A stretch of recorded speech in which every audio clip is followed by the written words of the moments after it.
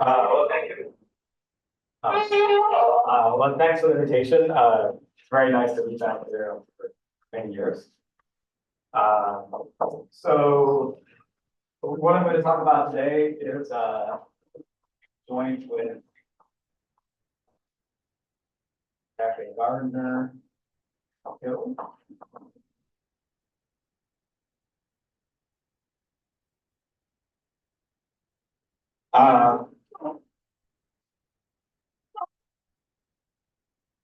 So the motivation for what I want to talk about was a question that I've had for a while, which is, so one thing, an object's very useful, it's proven to be very useful in arithmetic geometry, is that the notion of a p-divisible group.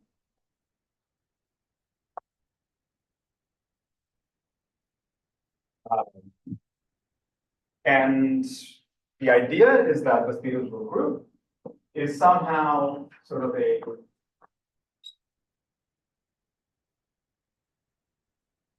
local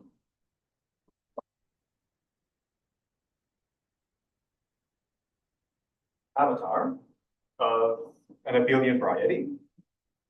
And abelian varieties, in turn, well, there's many reasons to be interested in them. But one of them is that when you take their moduli, you get many interesting spaces. And so you get the modular curve, get the sort of Siegel modular varieties. And more generally, you can get some Shimura varieties.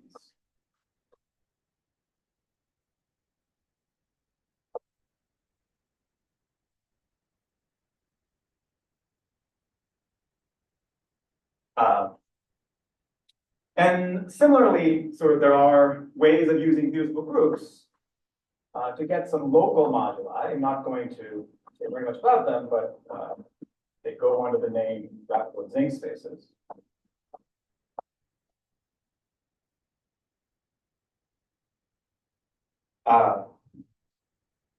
The thing that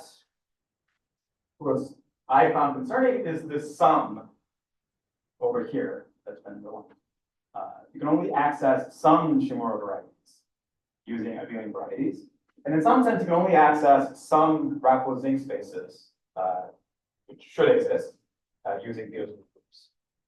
And part of this is because neither abelian varieties nor divisible groups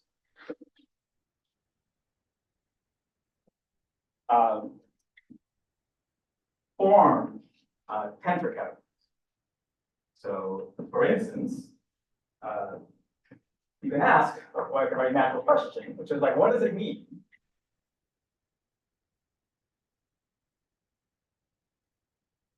Divisible group to have trivial determinant.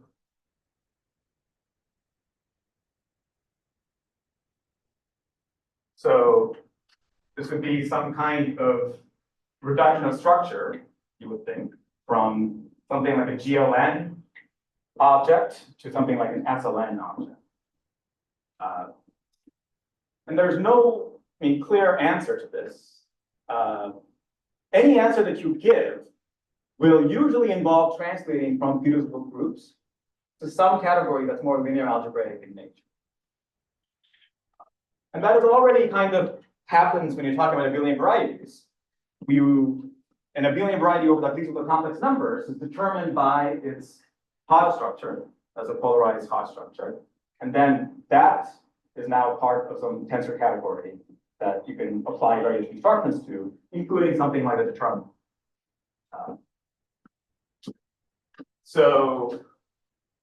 I mean, you mean similar thing you can ask is, okay, there's this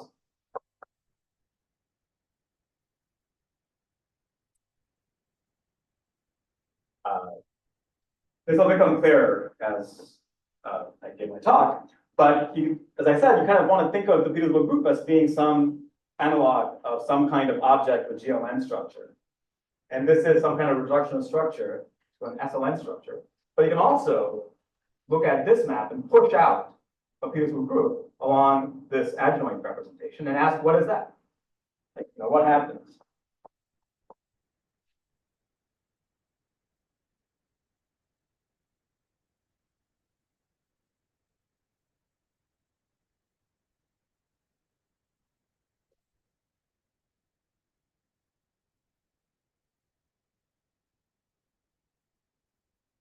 And all of these are kind of natural questions once you start, if your motivation is what I mentioned above, like thinking essentially group theoretically, and which have somehow piecemeal answers, which all depend on translating from p-divisible groups to objects of a more linear algebraic nature, and that goes under the heading Udinamia. So.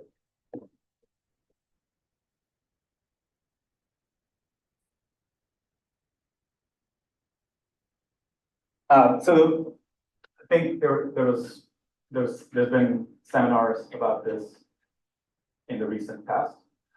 In some sense, in autumn, there was a series of talks by me, and then there was a talk by Keerthi and by IQ now.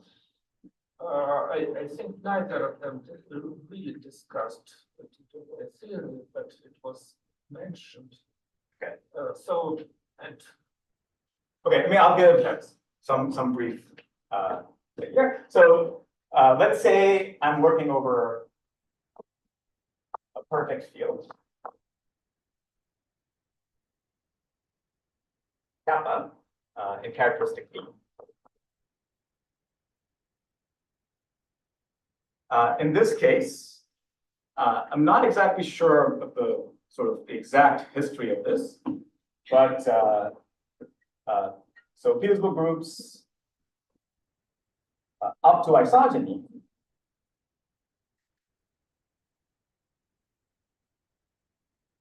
are the same as, and this is, I believe, due to DNA, or perhaps money.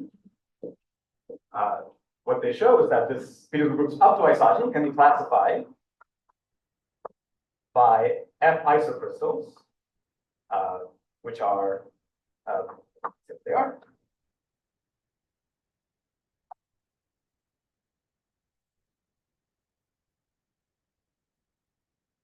Of slopes between 0 and 1. So an F isocrystal is in some sense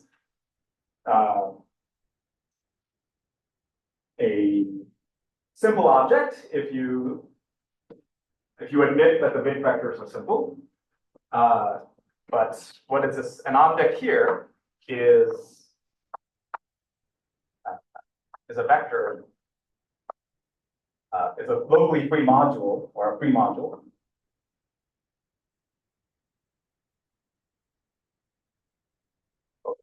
The bit vectors of this perfect field. So the bit vectors have a Frobenius on them, plus an isomorphism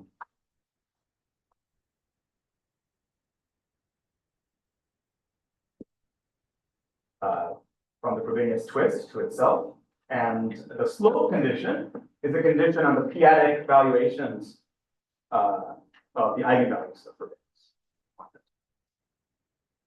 So is it the letter sigma? So F is the isomorphism, and the Frobenius itself is denoted by sigma. Sigma. Yes.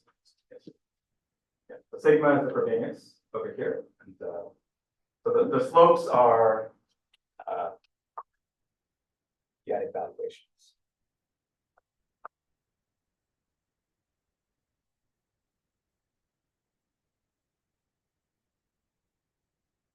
Which are well defined. So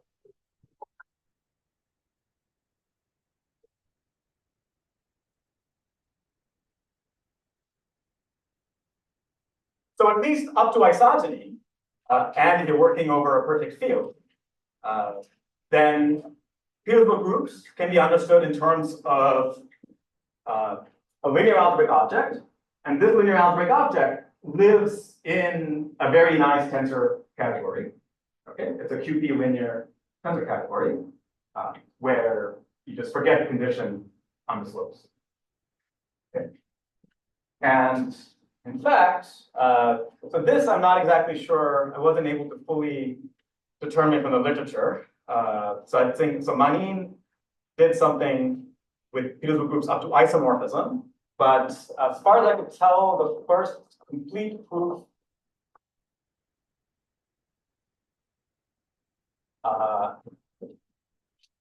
might be Fontaine's. I'm not sure. I agree that history is complicated.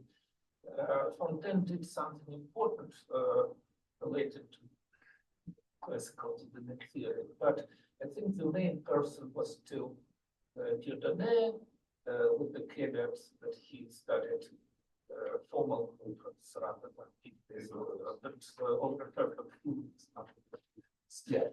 And it's true that Manin was my teacher, so I'm happy that you mentioned his name, but it seems to me that so he wrote a good survey. My understanding is that it's the general part of, well, there were some new results in the survey, but not about this equivalence. And the way I think the way he treats the Japanese theory goes back to Gabriel. Yes. Some works by Gabriel, which is, I'm afraid, not widely accessible. But anyway, I think we shouldn't try to reconstruct. So okay. I think it's the name Dieudonné's theory is used for a good reason. Over a perfect field. Somehow he was able to do everything or almost. Okay, how did he get this? How did he? I didn't read his works. I have very vague ideas about how he understood what he do, but he did. Okay, so mostly Dieudonné then here. Okay, so this is a refinement of that result, which says that instead you look at the following kinds of data, where M is now locally free over the bit vectors themselves. Maybe let's put in other data as well, and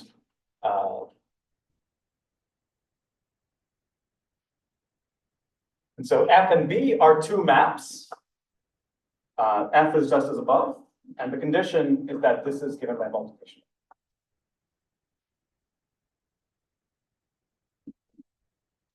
So in principle, V can be reconstructed. Yes. So uniquely, but the condition is that V exists. Exactly. So P should be the V is P times F inverse, which but the condition is that this should be a well-defined map from M to M. Exactly. From M to yeah. I think this is equivalent to requiring the existence of V as by going requiring that. Yeah, so if you have that.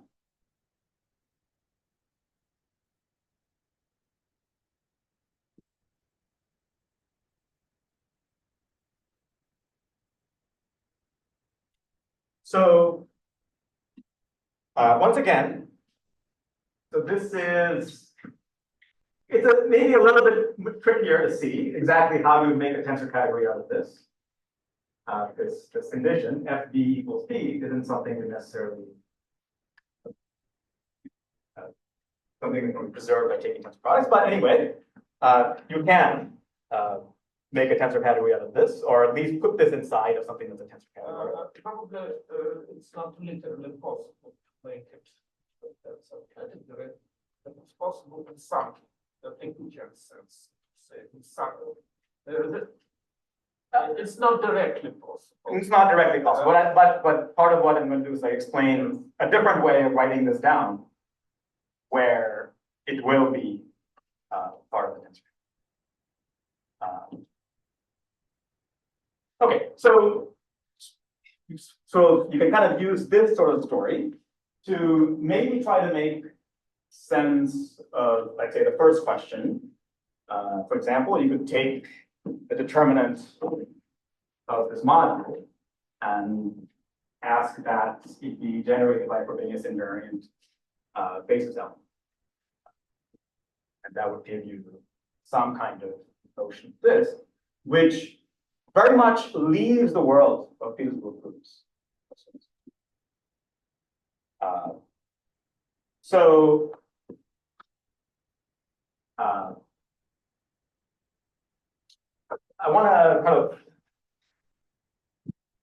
I want to give a different description of this right-hand side, which will make this the remark about leaving a tensor category clearer. And so it leads us to something I'll call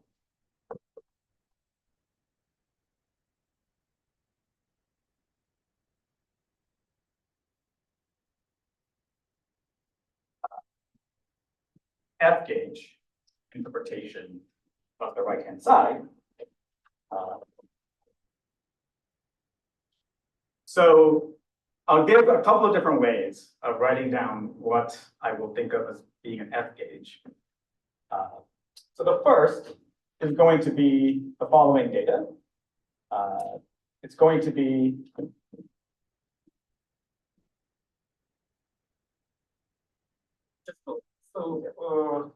so the name F-gauge probably goes back at least yeah.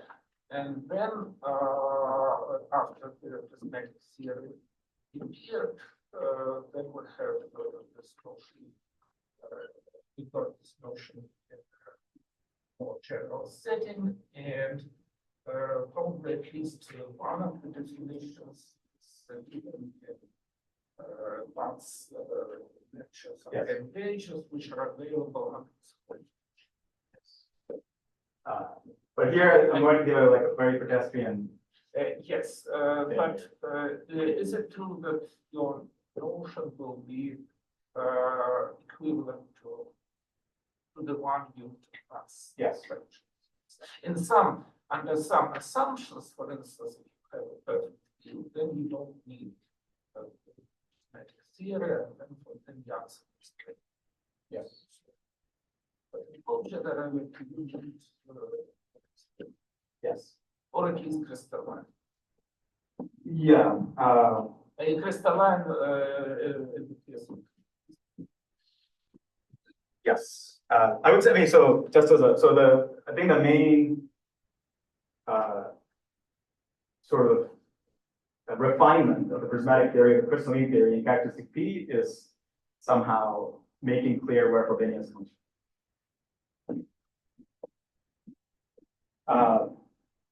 So I'm going to give you the following kind of data. I'm going to have. So is K still a perfect? Yes. Yes. Yes. So that's still in force. I'm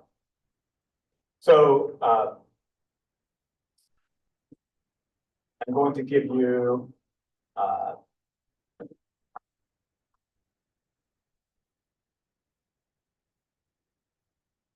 another locally free, or in this case, just free module that's contained in N, so N until not N, such that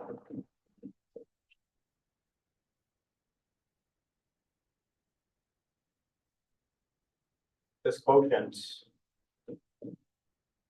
a K vector space. Okay, in other words, I want to understand the notation. First of all, you had a letter M. M. So yes, that's the reason. M was a free model over W. Exactly. And now we have N. Yes. And it's also a free model. It's also a free model. Finally generated free model. Now, when you write field dot, what does it mean? This is the submodel. For each I, you have. No. This is just I'm just one guy. Field zero. Field zero.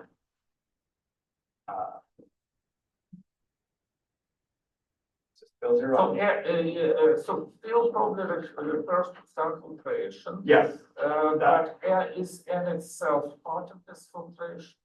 Is n equal to field? -1. Will be mentioned. Yes. But for now, so this is supposed to underlie filtration, but I want to just keep track of. I now understand. It's field zero, not field dot. Yes. It's field zero, not field dot.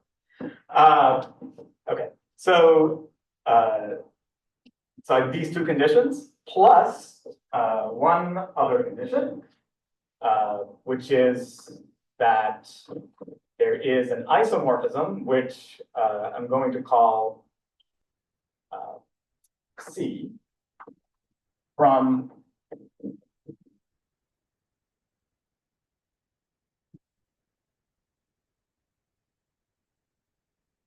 the Frobenius pullback of field 0n to n.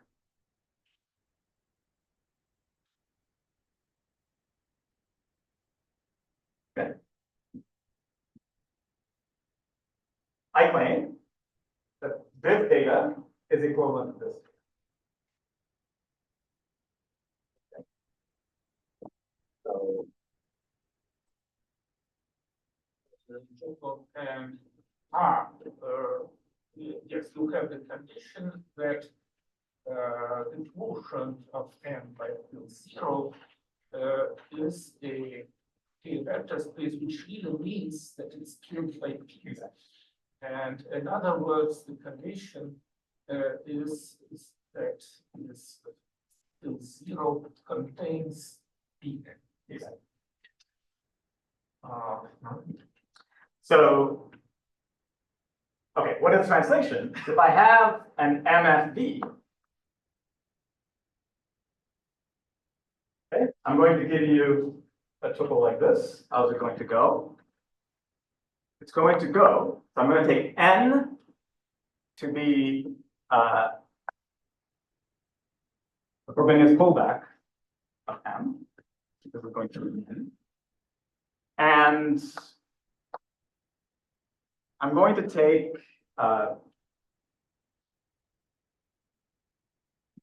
this guy here.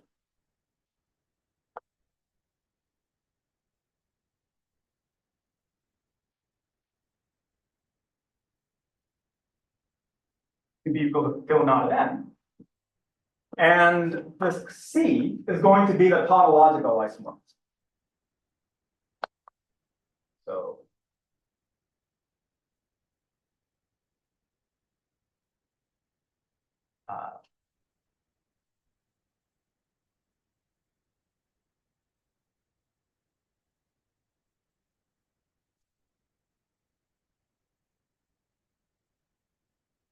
yes.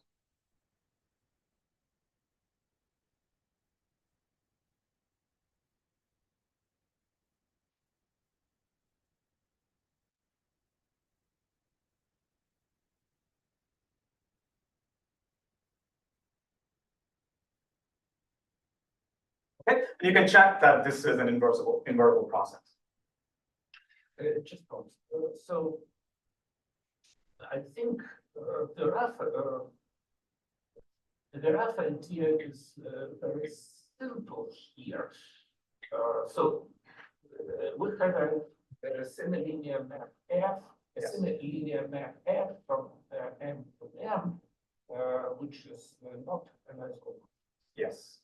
The natural idea is to look at its image. Yes. And consider that this is an additional piece of Yes. Then the data is follows. We have three module M. We have a submodule of M which contains Pm, and then we have the linear isomorphism in M and the submodule. But here everything is and probably what you said is based on a similar idea, except that you write VM, well, there are many, so to say, variants of this idea. You can use F, but you can use right Frobenius or Frobenius inverse. You can write. Yes. You can change the numeration of this. So, and of course, it's difficult to say in advance which definition is and for some reasons we chose this numeration. So the important thing is to have a two-step, a very short filtration, and you have this Frobenius as well. And the rest is kind of a collection of people. Yes. Question. Can you explain how you get like V there is a map, right, for around, but here you're only still sending image of Well, V is injective, right? Because multiplication by P is injective, so you don't lose. Yeah. Yeah. So you know, so what you're saying, like this is there are many ways in which I can kind of try to create sort of this kind of object out of this kind of object, where I convert an injective map into an isomorphism. The reason that I chose this one is because, so in the perfect situation, Frobenius is actually an automorphism of the bit vectors, and so you can kind of go back and forth. But we will kind of encounter non-perfect situation where you can't go back and forth, and so where one choice is the one that kind of works canonically. And so that's why.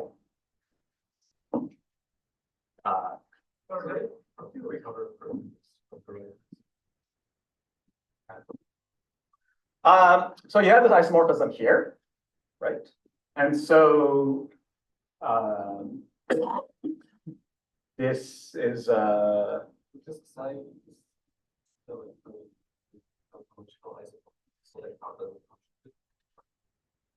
So there is a map. So if you agree that the Frobenius fullback of this is isomorphic to N, right? Then you're trying to get this map here, which will be a map from N to so this is where you have to use the condition that N mod del not of N is a K vector space. Yes. And so that means that the map from N to N given by multiplication by P factors through a map here. Okay? And so this is going to be that. This is going to be this, and that's going to be that. I think also in navigators usually specify the smallest iteration of the Frobenius fullback to the, I guess in this case, p-adic equation. Yes. Right. So that's why I was, because I guess usually you want this map to be somehow like in the prismatic setting, I guess like you might have something like neither iteration like, and then you want the so the general kind of object is more complicated to define. If you define a precise sort of tensor category in which an object like this lives, would be sort of do all that. But the point I want to make is that there is, you know, you can compress the information into just this data. Okay. I have certain suggestion. Yes. So my suggestion is to, in general, it's better to give definitions first and motivate them after. Okay.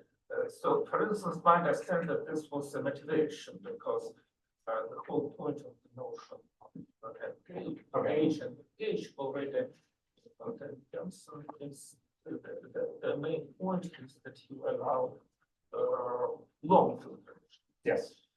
So, and unless there are reasons to violate this rule, it's better to Okay. follow the rule that definition first, motivation is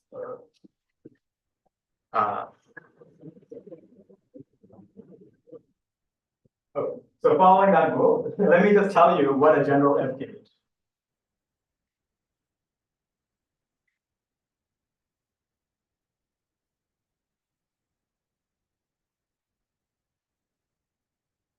Over a perfect field is.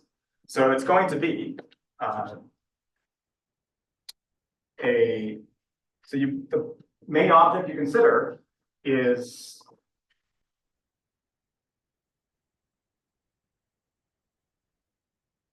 this guy, which is going to be the bit vectors with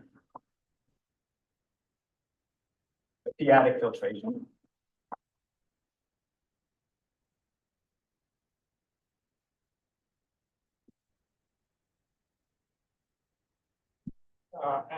and now so the bit vectors themselves. So first of all, it's a descending filtration. So all my filtrations will be descending. Yes, all of this. And fill 0 is W of K. Fill 1 is P W of K. Yes. And is it true that fill 2 is P Square. Yeah. And fill -1 is the same as Yes. Yes. So let me just write that down.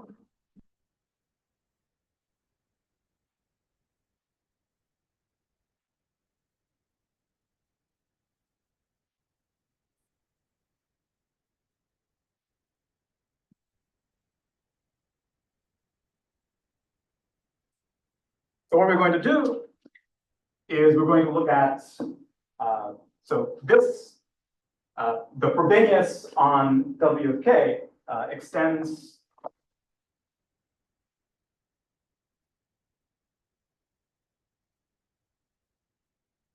to, maybe I'll write it as a filtered Frobenius.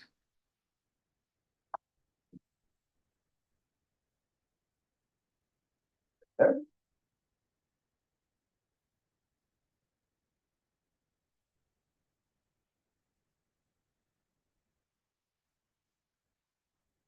So that the definition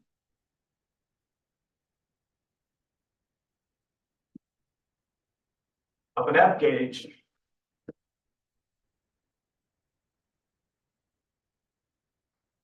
over K is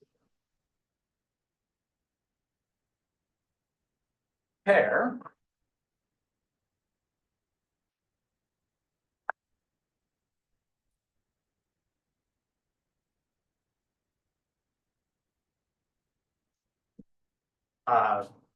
like so, where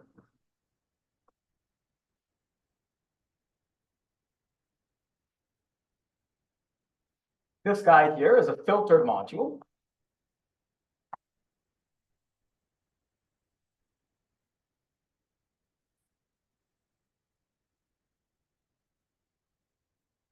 Over the filtered ring. And C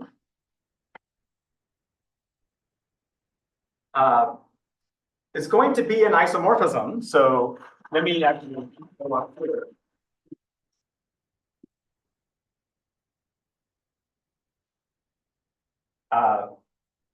So there's this p-adic filtration defined in this way.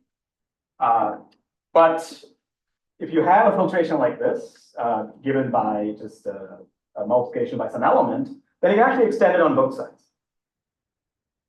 Okay. And so I want to extend this, what I'll call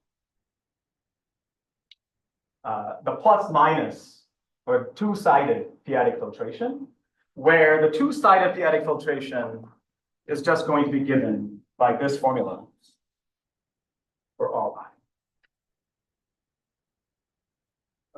well, at some point you will have to explain precise meaning of the word filtration. There is a naive understanding. Yes. Just where you have some Right. and then there's something closer to this where you have just maps, not necessarily. And as far as I remember, from Tenant Janssen, I think they don't use the word filtration. Yes. They don't use derived categories either. Right. They work with graded.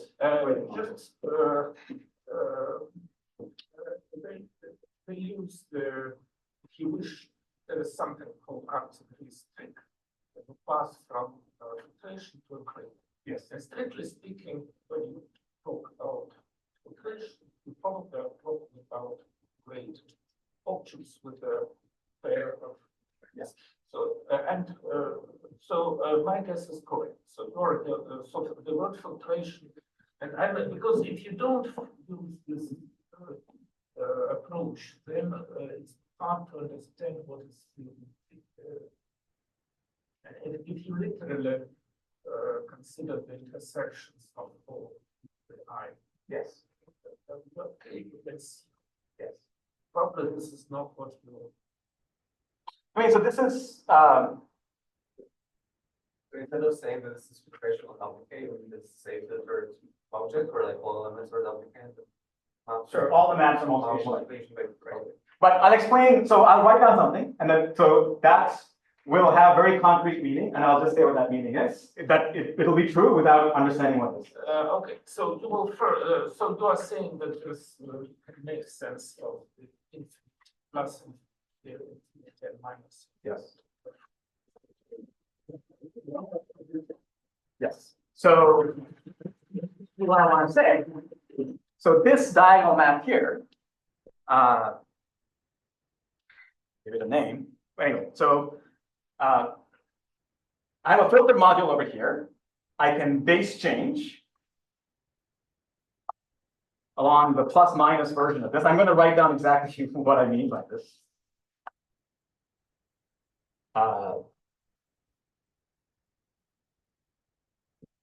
So this is going to be some kind of filtered module over this kind of double-sided filtered ring. I'm going to take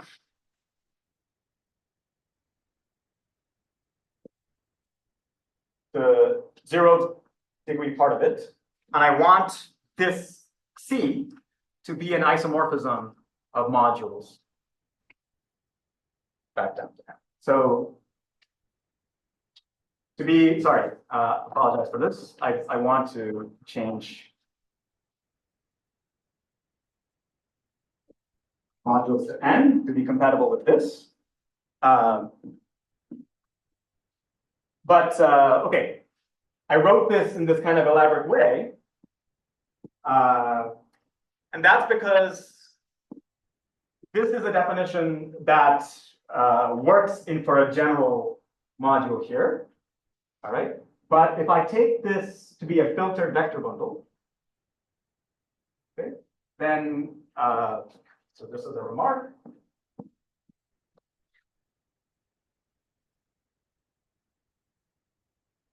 There are so many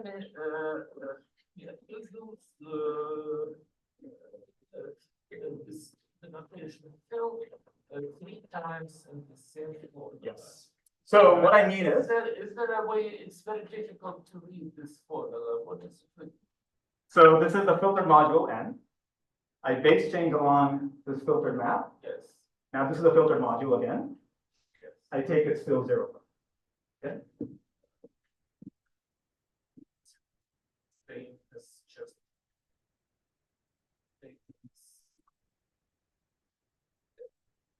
So as a remark, here's a remark that might be helpful. If this is a filtered vector bundle, Just anytime to compare this with something else definition. yes. I think in general, he requires from the his filtrations are unbounded for from either side. And what he the additional datum is then he defines the plus infinity minus. Yes. So multiplication and the additional datum is a kind of similar isomorphism. Yes. At least in the case. Exactly. Yeah. So if so, fill zero doesn't appear in general definition. However, there is a notion of effective gauge, and which really means that fill zero equals fill minus. I don't remember the directions. So so are you talking about what they call effective gauges?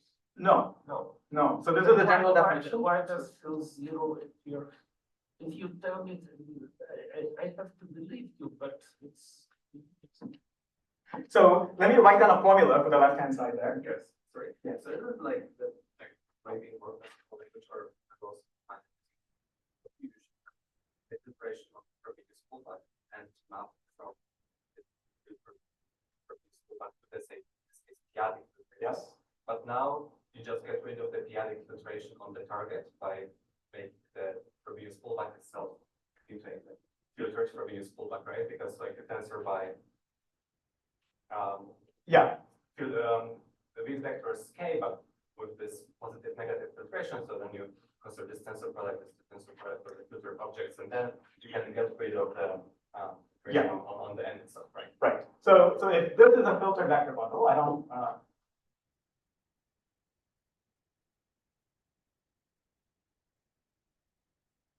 Then this complicated looking object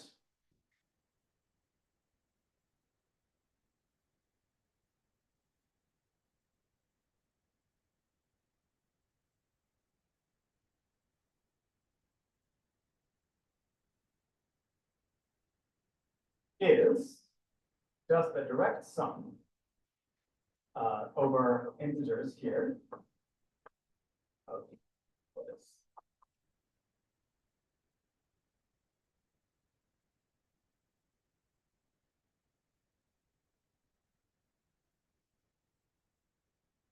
Fills your place.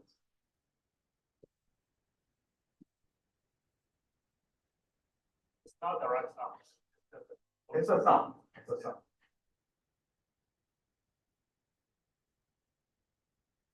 Also, your definition here, any complement.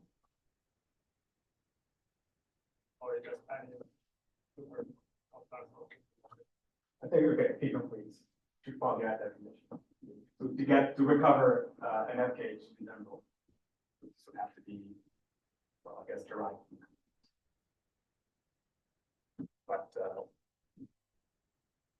But when you restrict to vector bundles,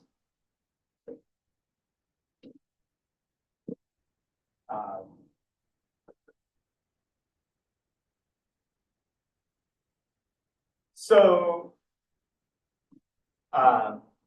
this is a category where, yeah. So can I ask you one more question? I also remember like reading about it. Usually this psi was supposed to be an isomorphism but away from the Hodge table.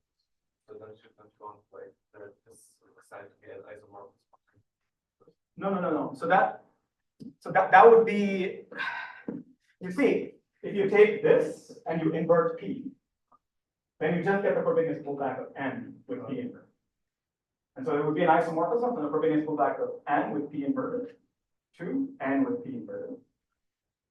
And that would be sort of the sort of, you're thinking maybe a prismatic F crystal. So this is giving you some way of bounding the singularities of Frobenius in terms of the filtration.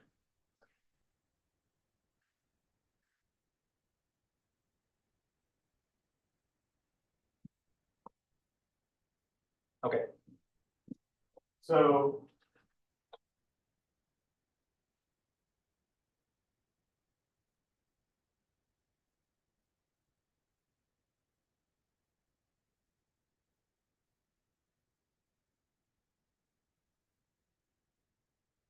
So if you take this data over here, then you see you're very close to something like that. So it's an isomorphism from sort of that sum. All right. So if your filtration stops at degree -1, then this is just going to be the Frobenius pullback of field 0 then, under this condition. And so if I have an object like this, I can prolong it. So,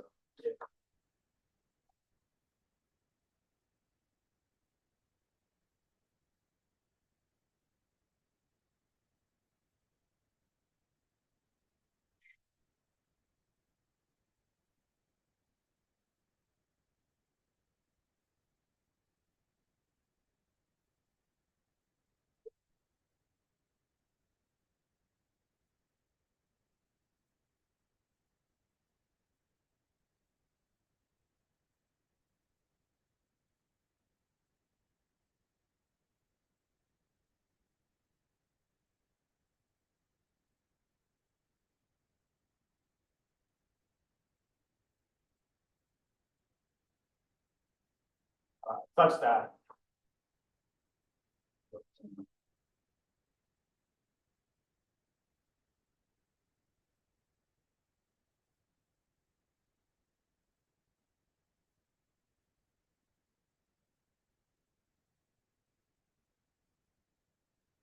Right.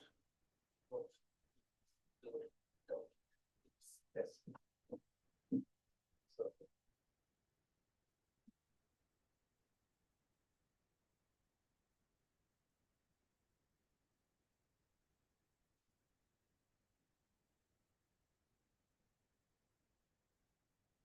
In the previous situation, we had only field 0. we only have to Field -1. And the question, which is what is. So this prolongation can be done using what?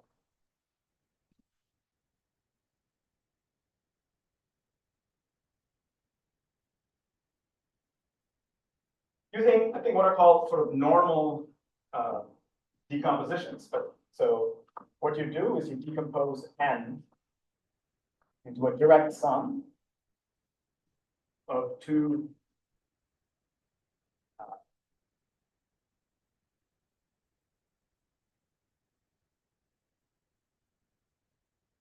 locally free modules, such that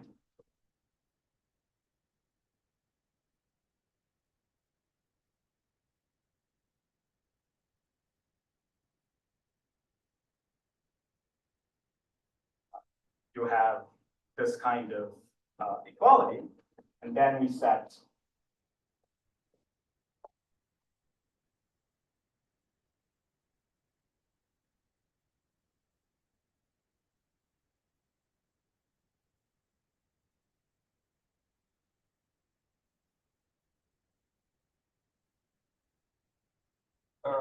So you first make choice of such composition, which is unpleasant.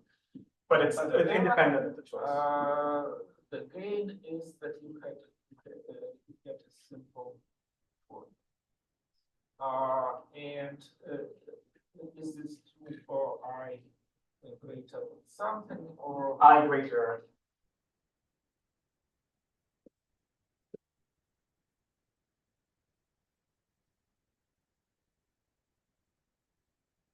Yeah. but why don't you just say that for I greater than 1 and 0 till I n is e to the I times q 0?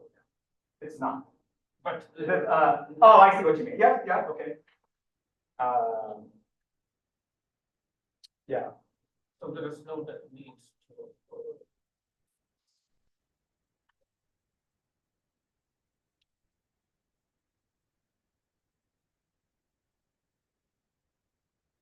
Yes. So, I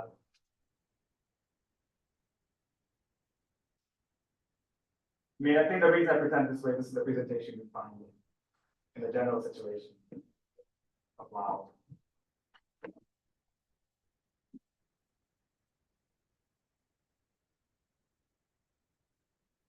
So, I mean, what's happening here is that P is playing two roles. One is part of this p-adic filtration, and the other is being the target of the frobenius, the filtration on the target there. And they both coincide in this case. In the general situation, these roles be different. This is why I chose this.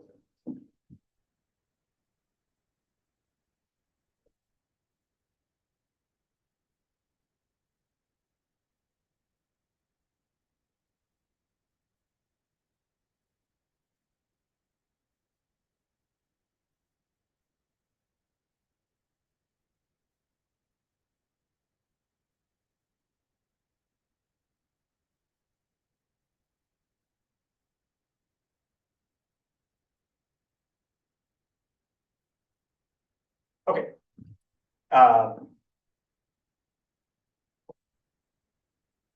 Any questions about this? So the point is, okay, we have some category here where it makes sense to take tensor products, make all kinds of tensor constructions, and Dieudonné modules in the sense of Dieudonné-Manin kind of live inside this category. And so, Just one more piece of information. So the beginning of so as I said, in the case of the perfect fields, the notion clearly formulated in a debrief by Drinfeld and Janssen, and it's formulated very close to the beginning. And this maybe in section 1 or section 2. And it's easy to read this part. The remainder of this article also be important, but it's harder to read. Okay. But this part is written very clearly, and some people would like to read from Dan Janssen, which is easier.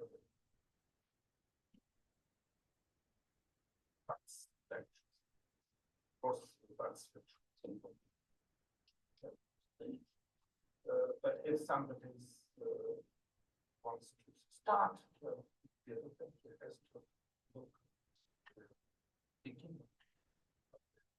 The definition of gauge.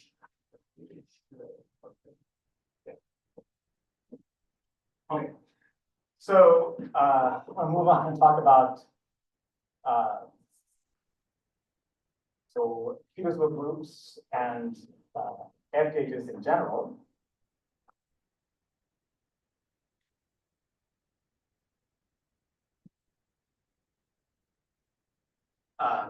Yes, at some point we need a break. It's maybe 5 minutes too early for a break, but you have to decide about the emotion. Okay, let me state a theorem. Then,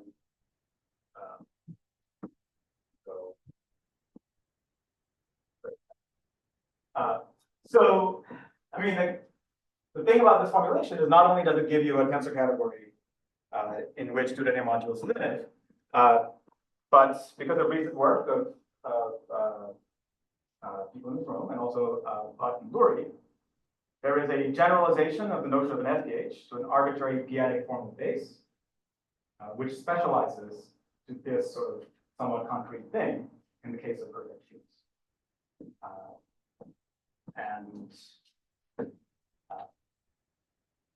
So it turns out that in this general context, p-divisible groups are still isomorphic to F gauges of a certain type. So one thing I forgot to point out here is that this F gauge is of a special type in the sense that it's completely generated in degrees 0 and -1.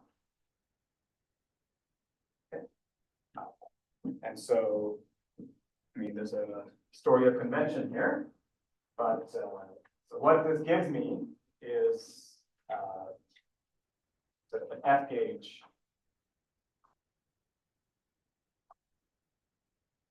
with Hodge-Tate weights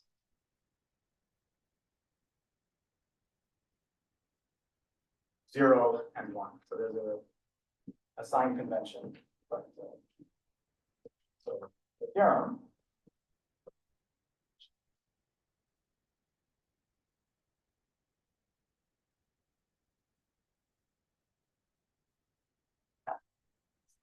is that if I take x to be, let's say,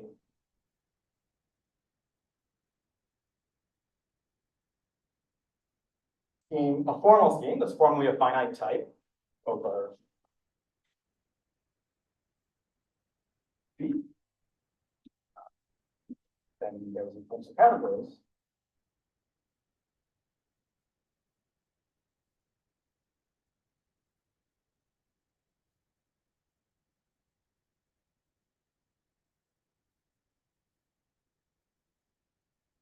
Between user groups over X and let me just write vector bundle F gauges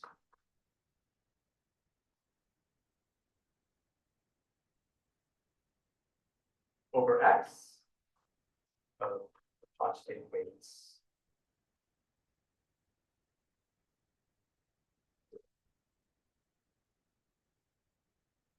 So that's when we get back from break.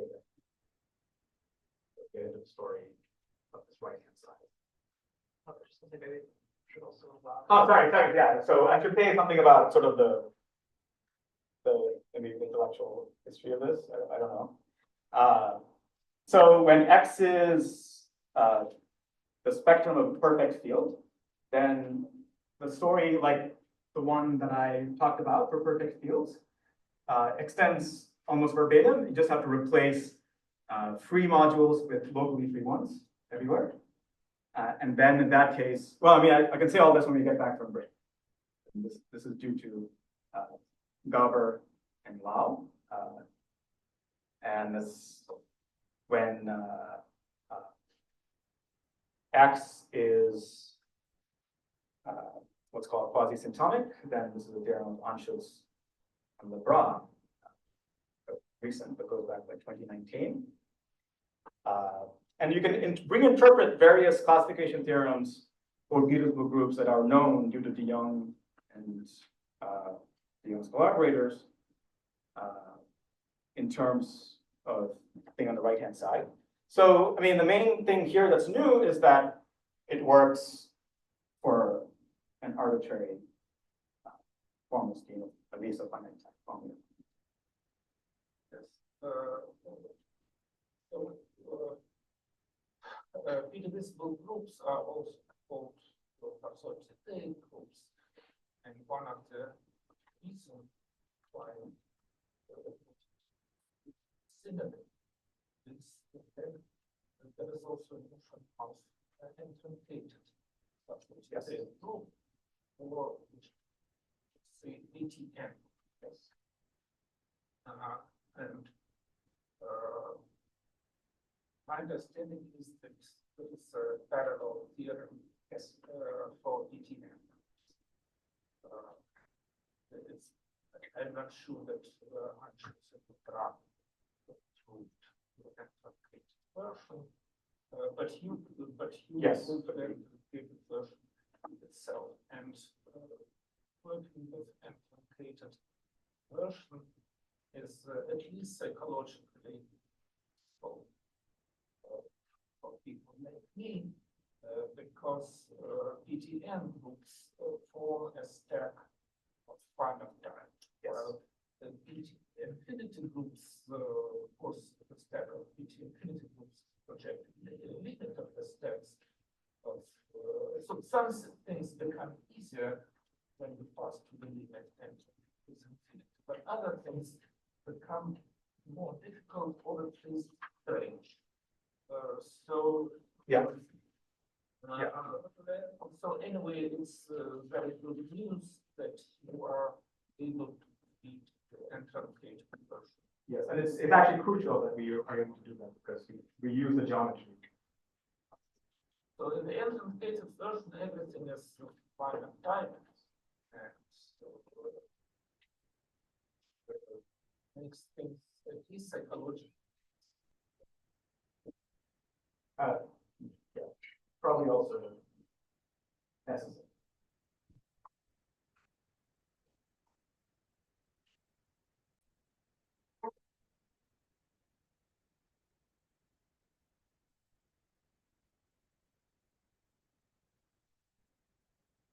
So I was saying something about sort of the intellectual history of this, and it's actually quite involved. So I will not. I mean, I started with the story of the Riemannians. I'm not going to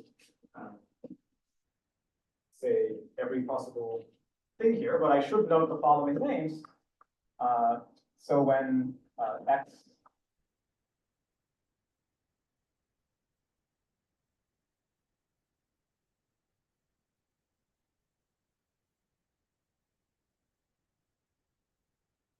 So technically, we proved the result for something weaker than formally of finite type. And it includes the case of all spectra of perfect rings.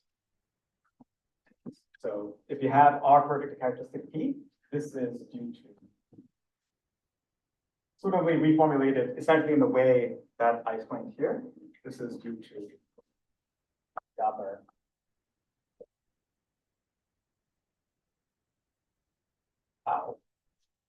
So this your assumption. You said that you have a weaker assumption. Is this the assumption of being so say differential of finite type? In other words, the potential sheaf should be should have finite type. H naught. Well, I'm saying sheaf. not Yeah. potential. Yes. Yes, and for instance, it could be zero. Exactly. In the perfect case, so Yes. And when X is what's called quasi-symptotic, this is some kind of version of an LCI condition without finiteness built into it. So this is G2.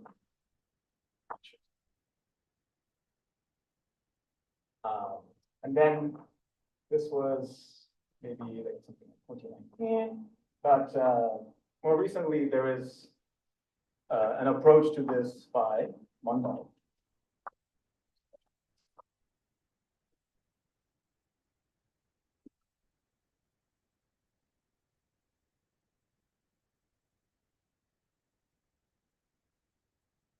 And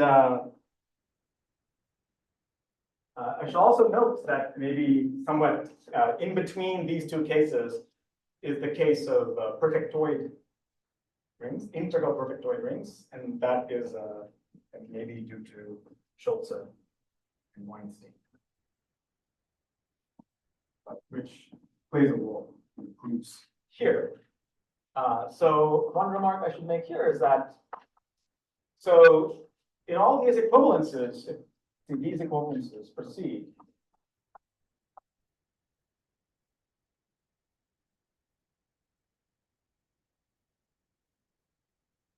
by constructing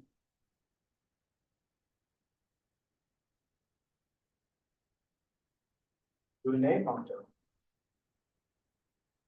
in this direction.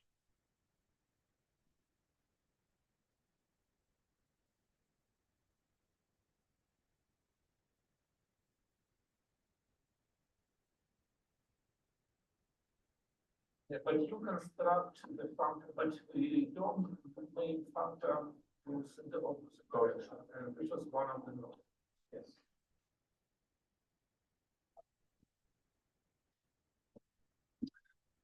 And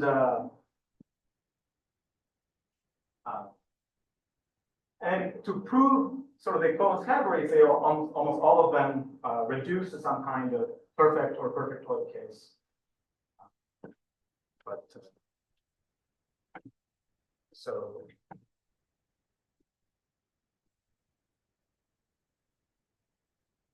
the proof I'm going to present, I try to present today, is going to be geometric. So what we're going to see is that both sides can be seen as point X value points of some formal stack. We want to show that the the formal stacks themselves are isomorphic. Okay. So, but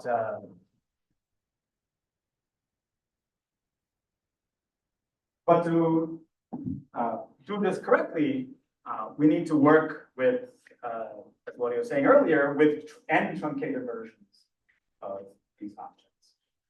Okay, so.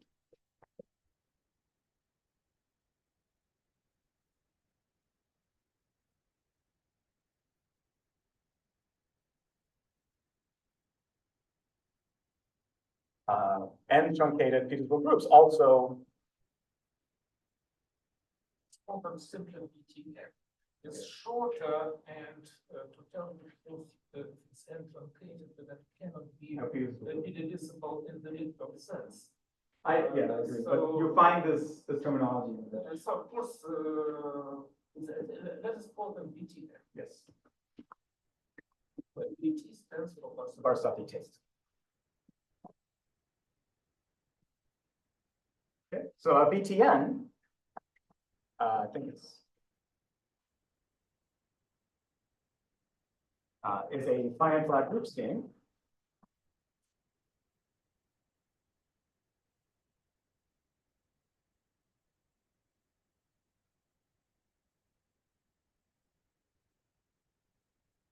P power torsion finite flat commutative group scheme.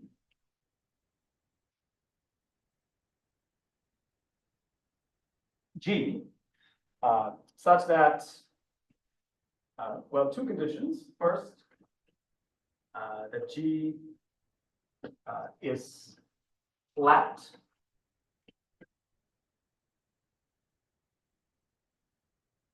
over Z mod P of the NZ.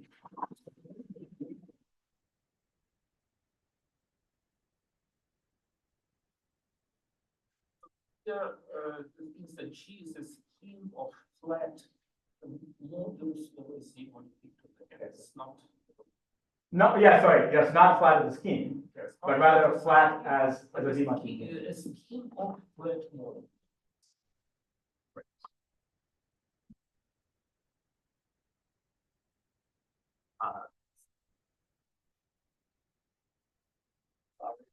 I was over X. I was, yes, yes. If n is equal to 1, then there's an additional condition. Yes. Will you really use it? Will I use it? Well, Actually, this the definition of BTN group was discussed in autumn. So if you will really, and an important feature of the definition is that for n equals 1, you need an extra. well, there are two So ways. if we will, if you are really going to use it, then it's better to terminate it. Otherwise, maybe. Maybe I formulate it in the way that I'm going to use it, yes, which is that, so this is when n is bigger than 2, this is the full condition. When n is equal to 1, we require that G lifts at least internal locally.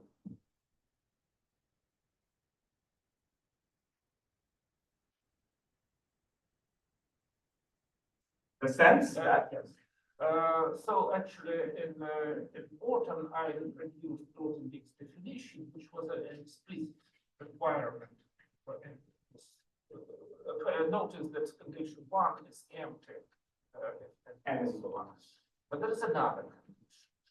However, it turns out to be equivalent to this non-explicit condition, that G is a cajole.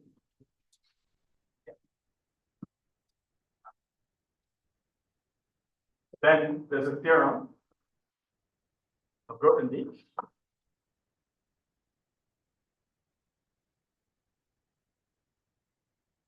that the BTN as a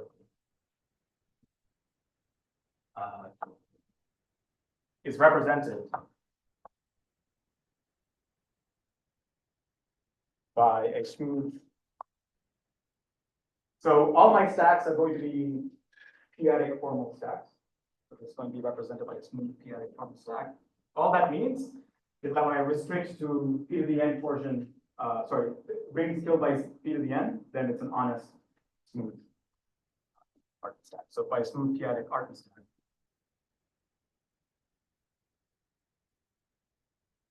Dimension 0.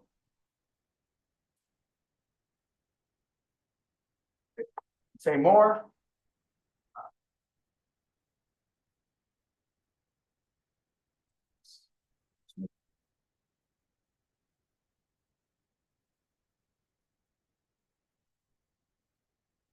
And this is a deep.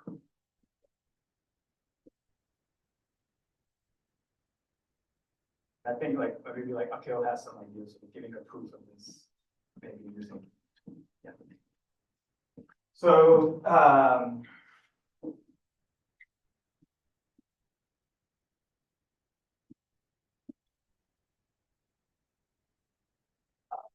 and so the way you get BTNs is by the reason, I use the words n truncated divisible group is if you take any divisible group and take its p power portion for some n, then you'll get a BTN.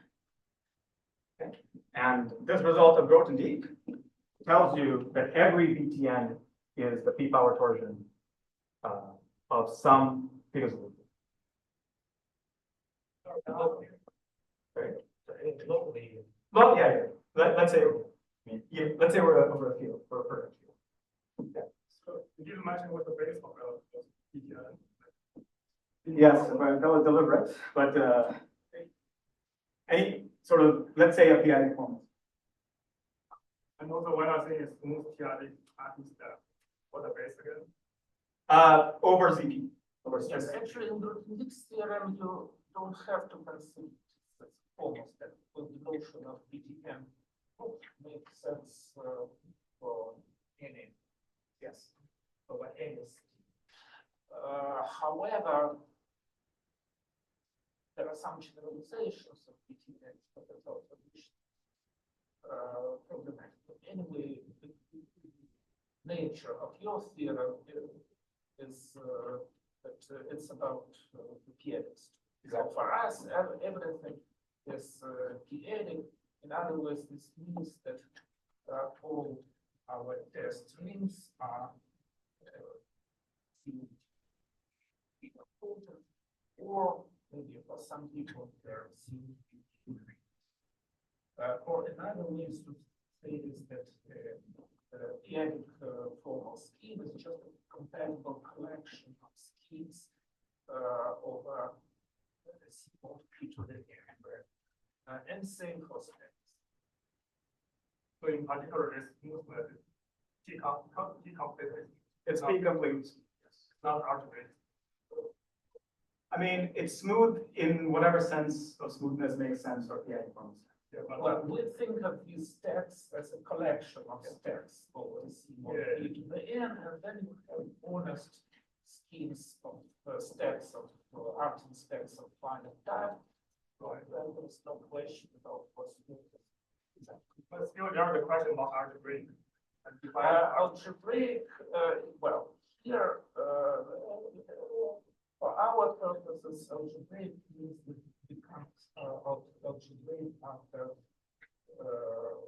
passing the portion of p to the n, or maybe in some other contexts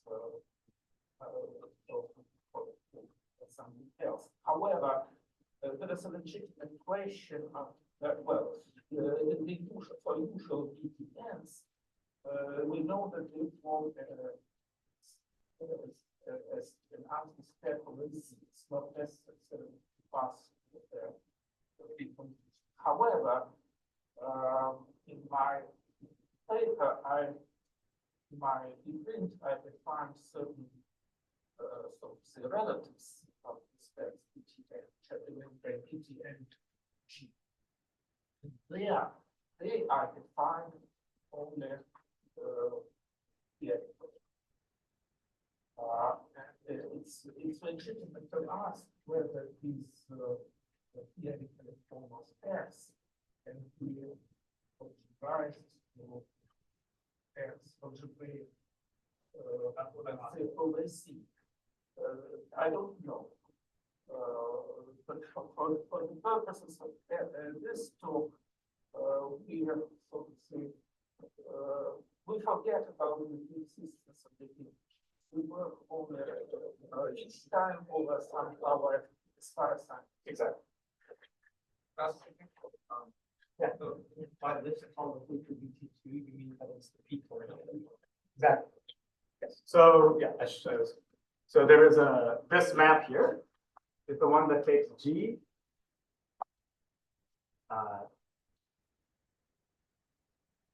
The p-n minus 1.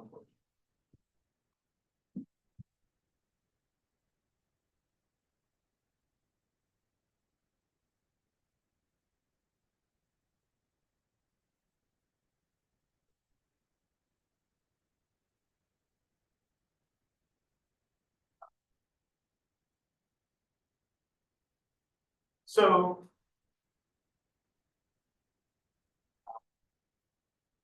I'll just say, and I'll explain this in a moment. So on the right-hand side of the theorem, so basically what Grothendieck's theorem says is that the left-hand side is the evaluation at x of an inverse limit of smooth maps of smooth algebraic sets. And so on the right-hand side, we can also make sense of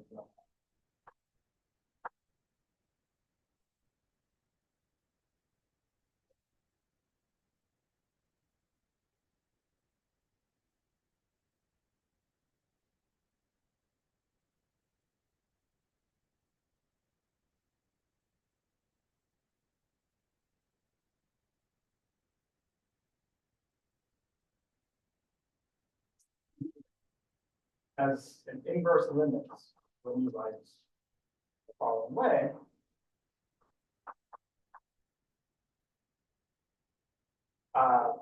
This notation will be made clear in a moment, but this is going to be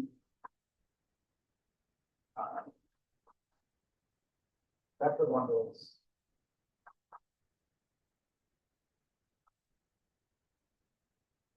of x, but with the condition of Hodgkin weights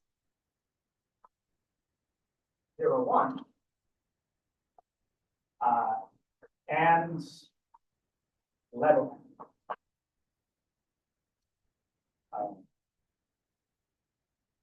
So, okay, what are these objects?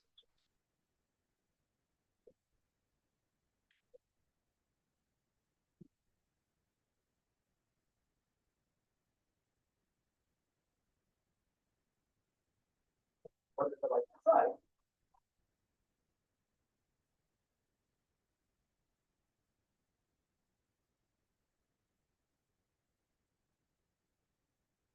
So to start with, let's just say when x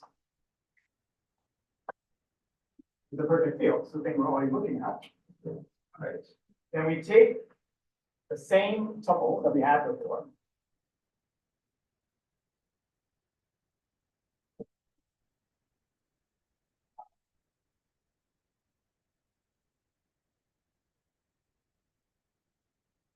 But here,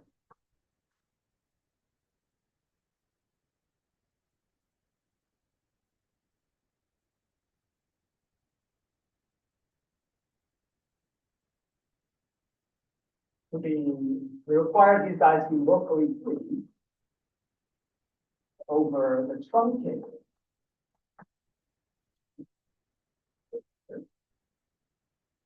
Right. And the condition now is no longer that this is a submodule, but rather that we have a map.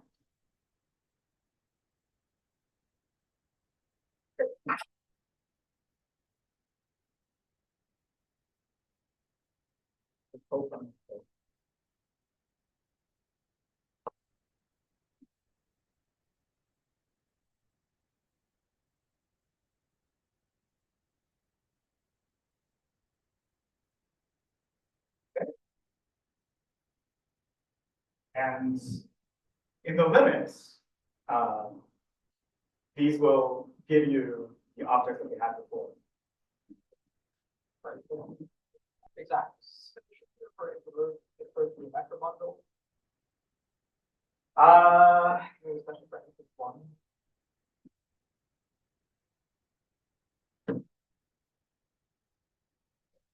One, that the equal free is automatic, but then to reach this, there's a sort of exactness condition.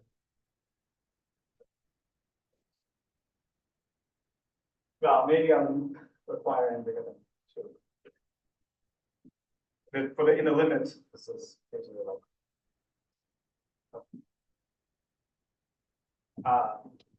But in general,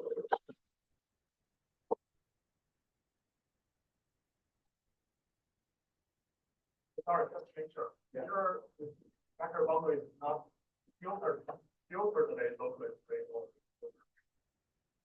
That's not it. these will be, well, over what filter?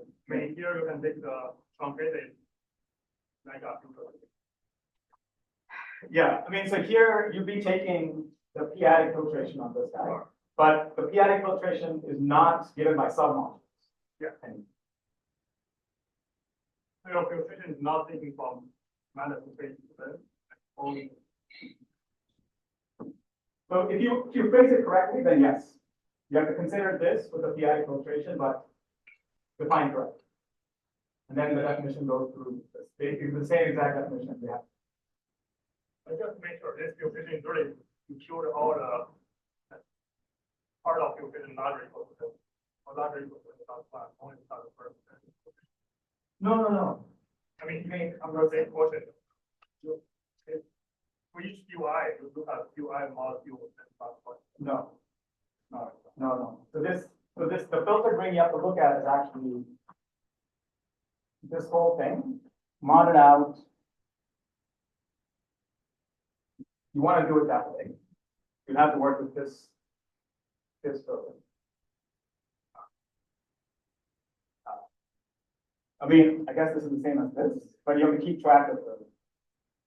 We're saying that the expression is going to be multiples are going to be W and K and the Exactly. are going to be let's take the expression of them. You want to formulate it that way.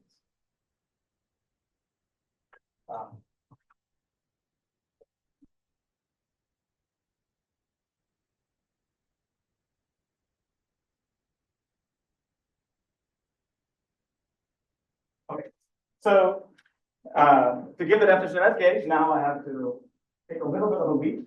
So let me do in the case when X is the formal spectrum of some p-complete ring or p-nilpotent even. And in this case, a vector bundle F gauge. Yes. We still will not be No. Okay, so general. Yes. I mean, these are going to be both vector bundles of the same rank.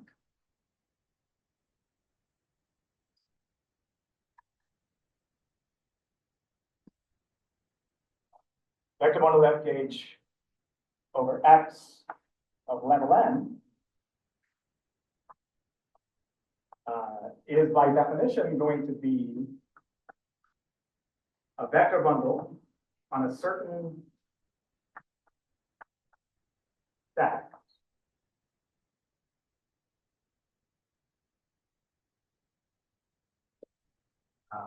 called the syntonification.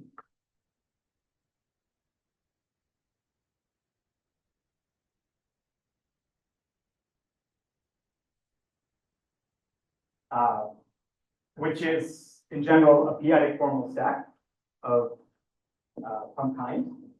And you tensor with d mod q dn z, which means you only look at inputs given by d mod q dn z algebras. Okay, so now you have a stack over z mod q dn z, and then you take vector bundles on the stack. Okay, right.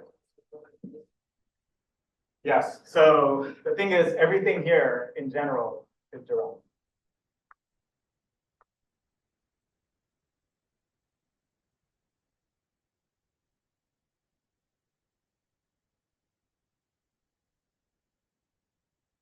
So this is going to be a derived stack, and this is going to be a derived test.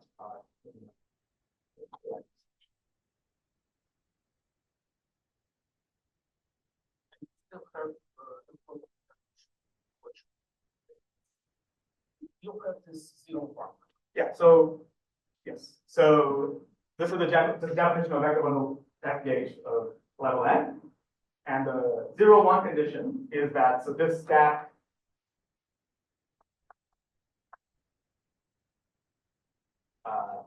comes equipped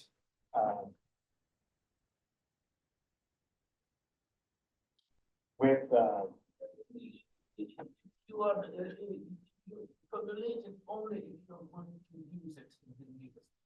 But no. The most important thing is that Let me just say there is some There's notion some- of which to. so let me just give you a cartoon of what this is. Yeah. So one of the reasons why this notion of simplification is nice, it hides a lot of. So you get all this. You have all this business. Some derived labor and so on, but everything is hidden in the definition In the of X sin or R sin, and then you do something very simple and pleasant, which is the reduction. So in some sense, this right-hand side is an object in linear algebra with its vector bundles on some object. And so the cartoon for sort of the syntonification is, well, okay, so this is the notation in Bhatt's lecture notes. But there's something called the Nygaard filter condition, which essentially, the letter N. that's the letter N, is Nygaard. It's not obvious, but Oh, sorry. it could be the W. And N is in 9. N is in. So this is somehow has to do with it's called Nygaard filter prismatic cohomology. So if you are more comfortable with crystalline cohomology, then an R is a characteristic P ring. Then you can replace prismatic cohomology with crystalline cohomology. And this Nygaard filtration is going to be the filtration by the inverse image of the p-adic filtration under Frobenius. So this kind of shows up in the work of Otis.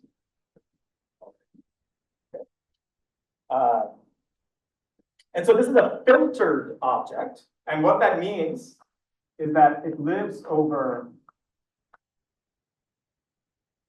A1 margin. All right, that is, you can take it to be the definition of a filtered object. Okay, and inside of here you have this the open point.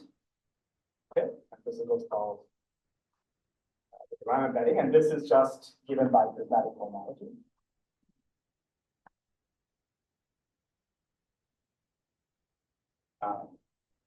But the kind of neat thing is that there is another embedding of prismatic cohomology into here, which is given by Frobenius. Just what does it mean that cohomology embeds into our So prism? when I write this, Prism is a stair, it's a set. and prismatic.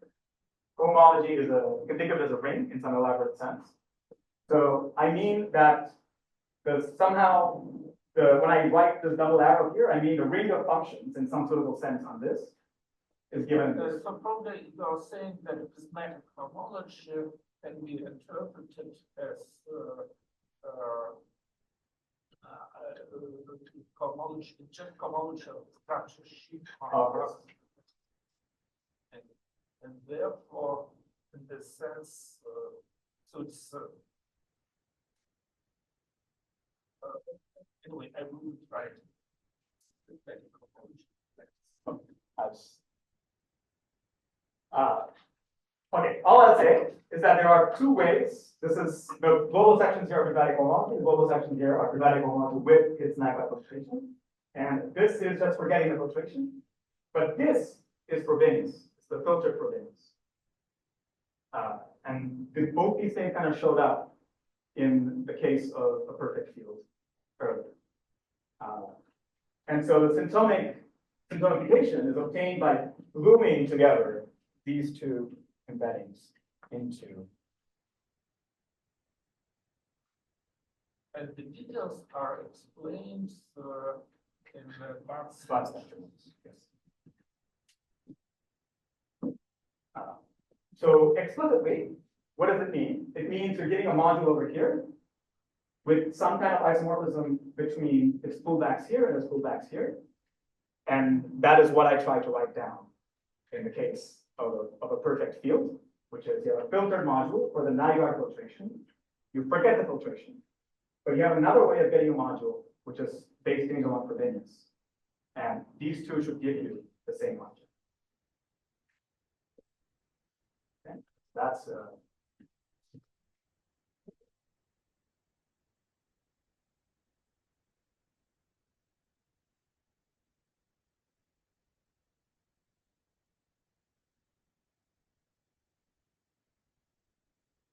so, and there's a notion of the weights of something, and you can impose the condition that you have Hodge-Dick weight 0, 1. And so you have Grothendieck's theorem over here. So the theorem we first proved is that this guy is also represented.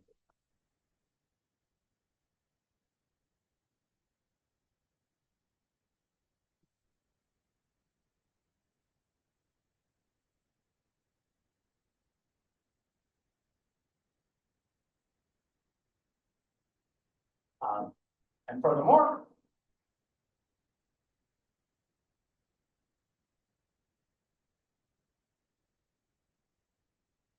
transition maps are smooth.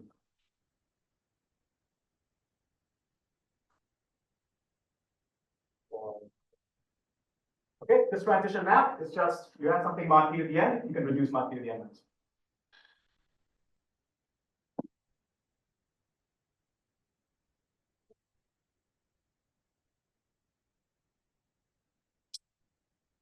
And so now we have two smooth stacks. And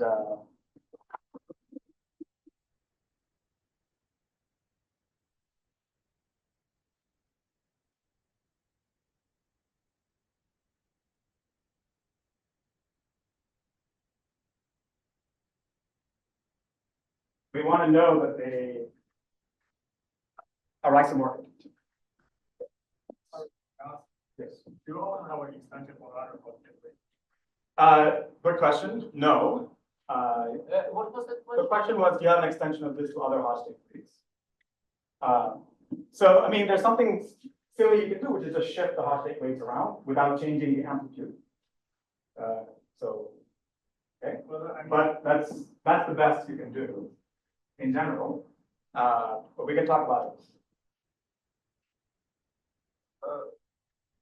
So without, so unless you have only two consecutive weights, it's probably not true that the functor is represented by weights. Maybe and the culprit is something which I will call Griffith's phenomenon. Well, the culprit is probably Griffith's transversal,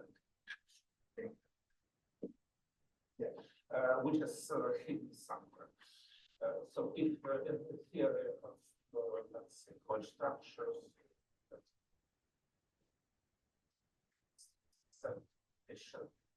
which is empty, but otherwise it's not. It's the real condition, and this condition gives rise to not integrable weight. what it gives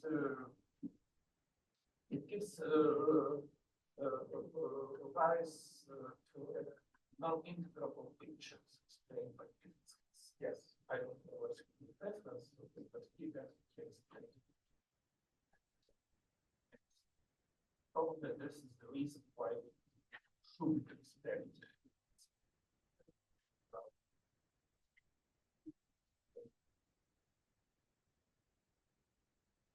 one can ask another question. If it's not algebraic, maybe it's say what kind of basic object it is. Maybe it's not better than just the empty stack. But this is completely outside. Yes. So as soon as you have more than two weights, consecutive weights appearing, it's not going to be.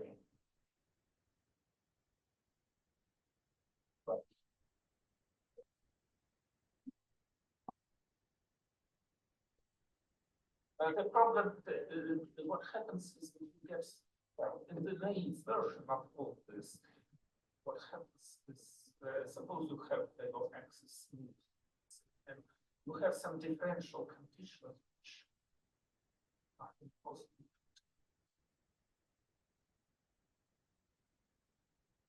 You won't get complex submanifolds in that sense.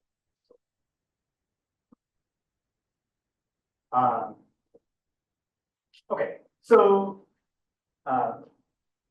we have some kind of vector bundle on something. We want to relate it to a finite flat group scheme. And so let's the next. So I think you want to construct with your function. So you said that you in your proof you work with the function in the unusual direction. This is one of the novelties, and my understanding is that you're going to define this. Yes. So the theorem is this. Suppose I have an object here.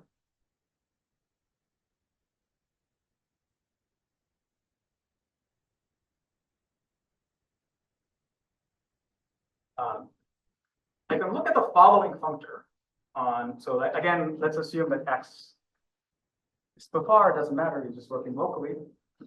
So you can look at the following functor.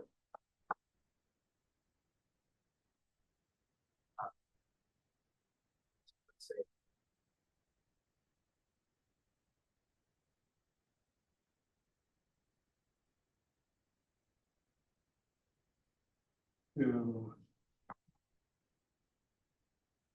First of all, the way it's defined is going to take values a priori in just the bounded algebraic category, but we'll see. So the functor is going to be given by taking C. Maybe before defining the functor, what to understand your notation. So Is it true that C alg is commutative algebras over R?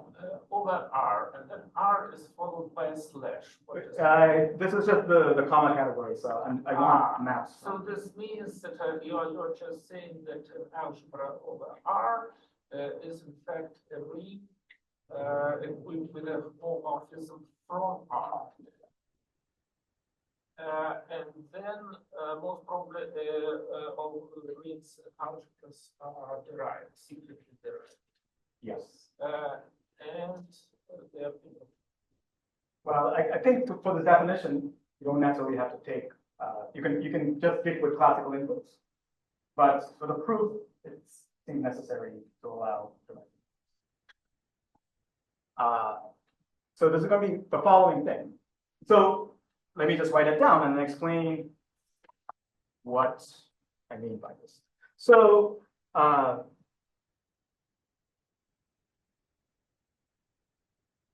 the construction of the syntonification is functorial. And so if I have a map from R to C, I get a map from the syntonification of C, the syntonification of R. And so if I have a vector bundle here or over its tensor product C mod PPN, I can pull that. And so I can look at the restriction can be written.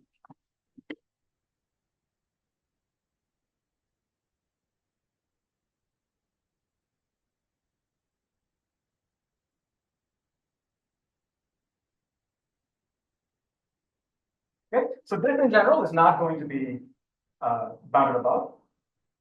Okay, so I'm going to truncate it. All right.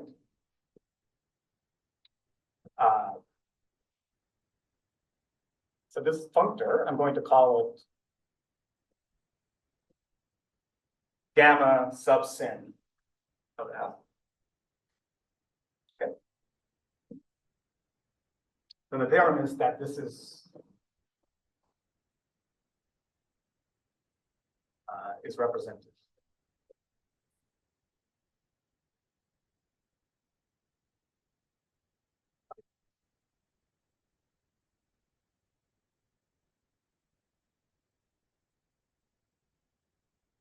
Okay.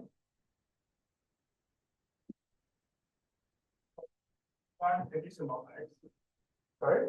regarding restriction about X or that. On what exactly? You start with a vector bundle for X, combination of X. Yes. So I mean, let's say a finite type, but the condition really is that differential is finite. When I say differential is finite type, you only want to be zero.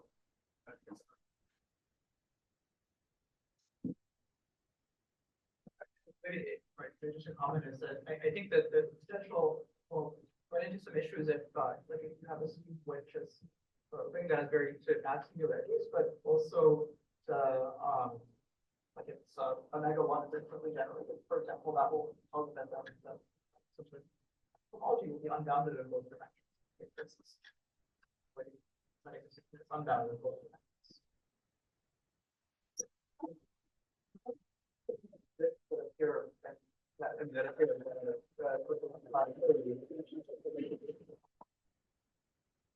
Also, I guess the pure mean theorem is also for this kind of calculation. This current, yes, that's also for this. Yes. Yeah. So when you say vector bundle, do you mean kind of perfect complex or like? So yeah. So what is the definition of a vector bundle on a stack like this? In general, there is this kind of functor of points way of talking about vector bundles. It's like a quasi-coherent sheet. In other words, for every affine input, when you pull back, you get a vector bundle, right? And it's compatible with arbitrary. But in like the derived sense, like you mean a complex. I think, so first of all, I agree that the natural knowledge however, so my understanding is that the bundles are certain complexes find certain conditions. And probably the condition is functional. Yes. You should look at the fibers and then the fibers should spectrum. And then what they do, a few users the concept. We want this to be just into a vector that is in degree 0.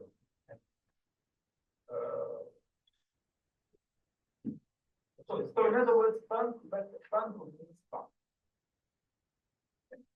So another way of saying that is that a derived vector bundle is just a perfect complex that when you restrict to the classical world, gives you that.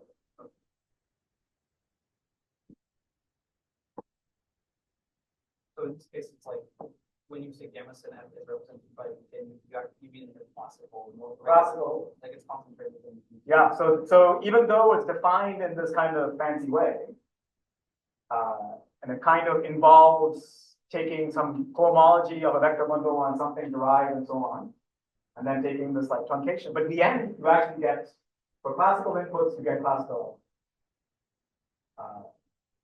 And so, I mean, that's a little surprising, but just,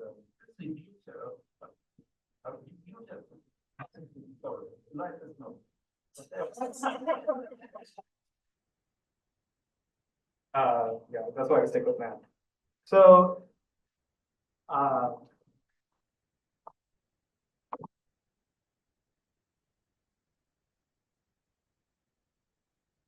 and so what you find from this, so combining the three theorems, the one that I just erased or wrote in this and that, what you see is that we obtain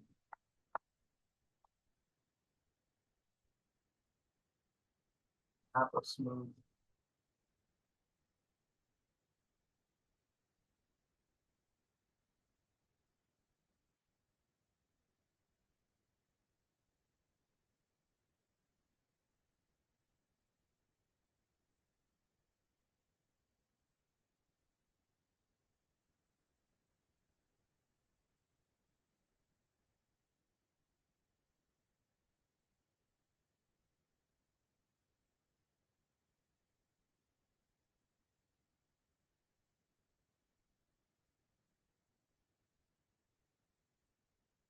and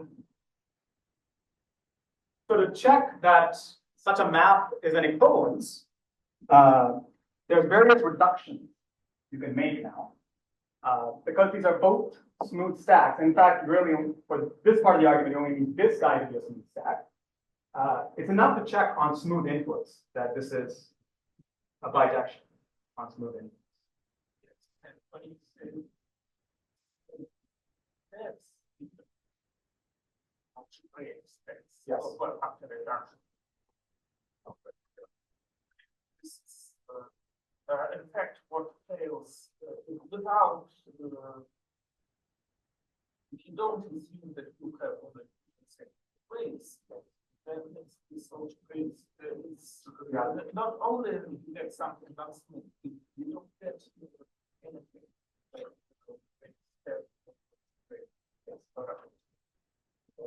So keep the word smooth is algebraic.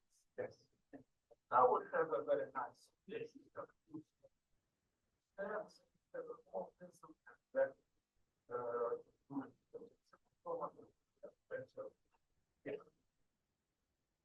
if you already know that there's smooth and function. Yes. So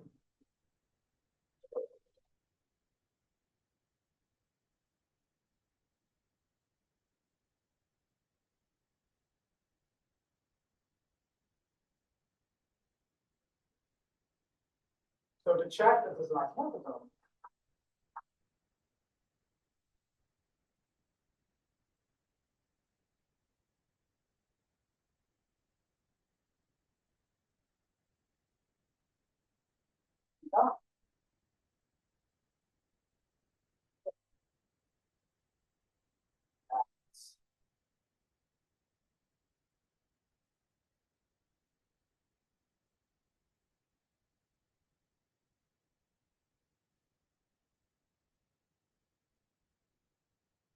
this is a point of proof ways.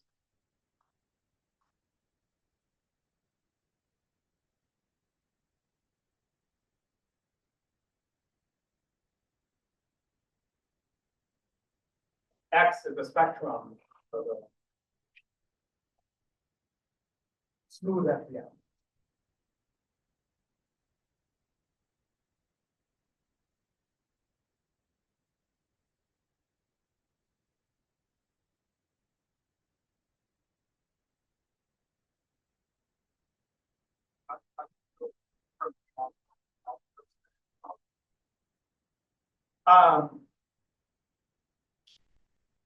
Because if you already have a map of smooth stacks over V mod PVN, then to check that it's an equivalence, you can check it after reducing them. Okay. So of course there is a big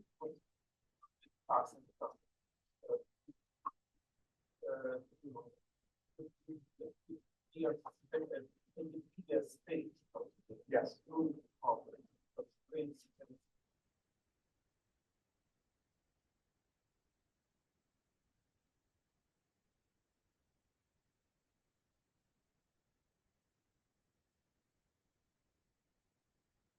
So here there are various ways that one can proceed.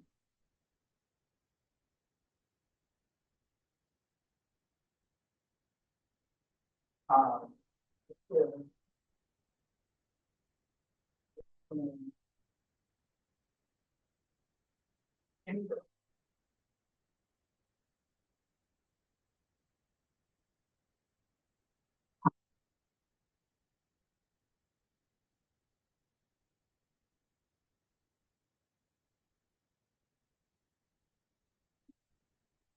Using one of several constructions, you can use the original construction of Bhatt-Lurie and Drinfeld of the Keerthi Madapusi.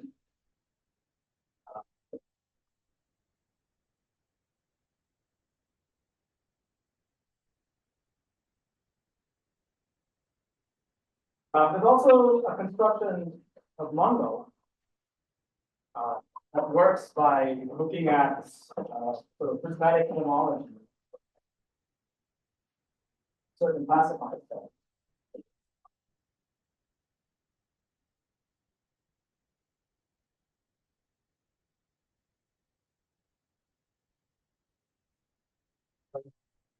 Probably Godin's thing was also very good. You also have like a function framework. Sorry? I thought that Godin stuff, that Godin stuff worked for these games. I thought it was okay. Yeah, so, well, he has a newer paper maybe that maybe he talked about, where he actually works with finite like group schemas.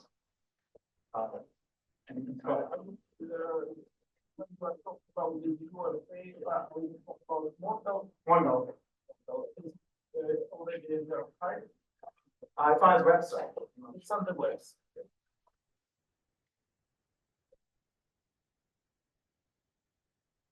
I mean, there are also various approaches. Once you have something like this, there are various arguments one can give. For example, one can check that it's a bijection on points using classical determinate theory. But then one would have to compare this construction to classical determinate theory, and then check that it's an isomorphism on tangents. But this, you can directly check that you have an inverse by using.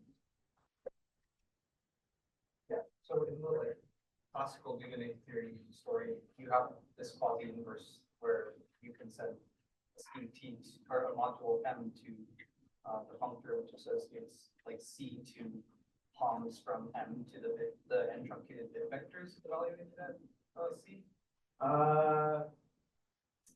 So I was just wondering, Maybe the covectors construction. or like if your group scheme was like unipotent or something like Yes, that. yes. It's a construction of 110.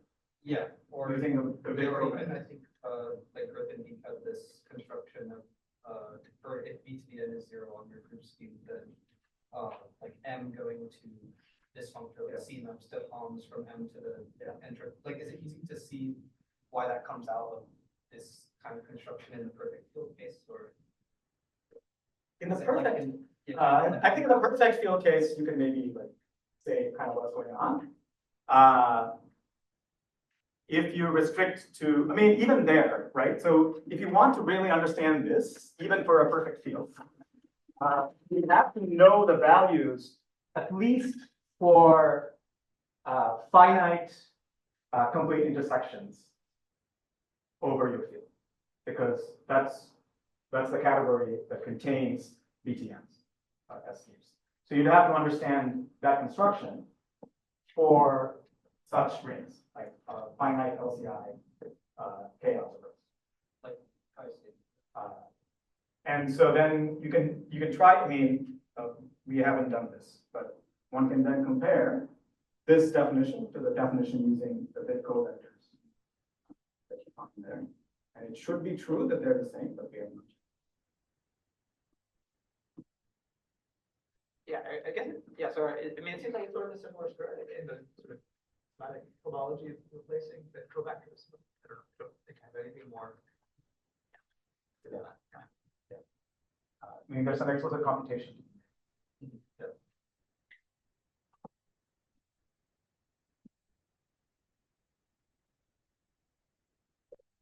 So, we have time left. So then I'd like to say something about the proof of this theorem. how do you prove algebraic tendency? Yes.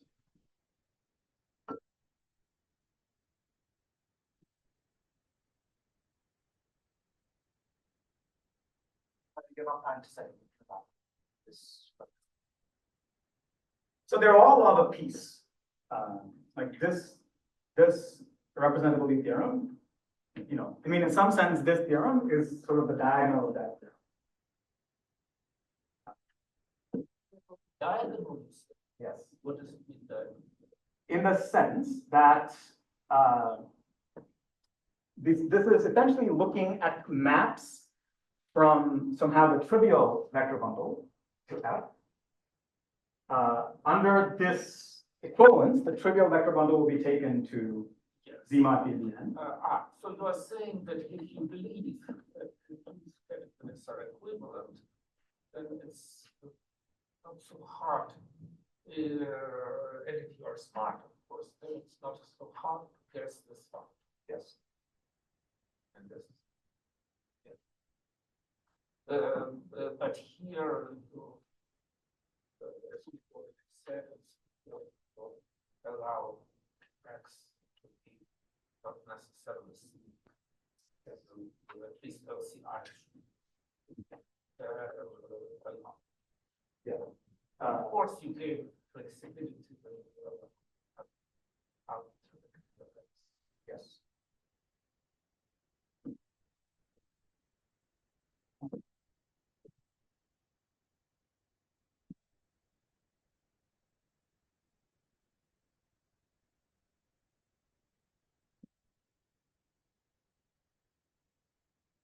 So, the first step of the representability is actually an idea through the Drinfeld, which looks at, let me sort of, the proof will be in at least 3 steps. So step 1 is to show that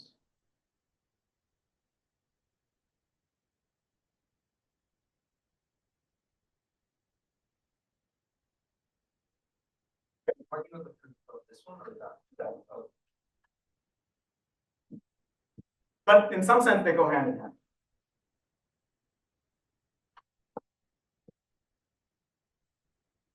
So, is to consider this object, which is you're working with mod p inputs, but also your coefficients are on. And what one shows, so this is do the Drinfeld a smooth case.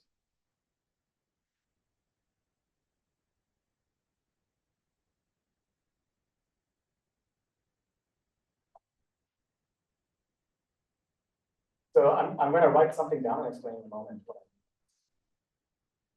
So this is the category of F6, or the stack of F6.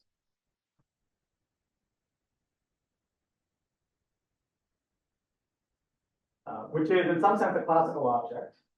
So it's due to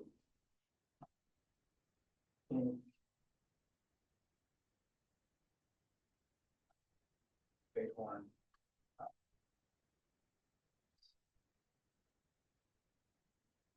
Another notation for this is this one, where This where this stands for this. So that is this is that is more generally that is a stack introduced by Lau, which is called this M. And when M equals 1, this is then this is the same as it has a synonym FC. exactly. But if you study sort of the integral models of Shimura varieties, and sort of F-zips show up. Maybe, but probably this is not the way to Okay. understand it. Anyway, that is such a version. Now, one more caveat is you said that this goes back to my print with the caveat that I worked only with smooth varieties. Yeah, so for smooth. It's in principle, this is enough, because we are treating smooth stacks, but this poses at least some inconvenience, this restriction from my work. So it was technically convenient for me, but of course it's good. So probably you don't assume X smooth even here. Yeah, so this is known to be algebraic. In fact, it has an explicit thing. I would say that it's algebraic more or less by definition. And this is well, it's a gerb banded by a certain finite flat group scheme that Abelian named the Lau group scheme. Yes. So what that means, of course, locally, it just looks like the space of forces for this finite flat groups. But the important thing is that this is a smooth map. So it's a germ for a finite flat group scheme, which makes it automatically smooth. Even though the group scheme is not smooth, Yeah. the just smooth. So this is smooth as soon as H is flat.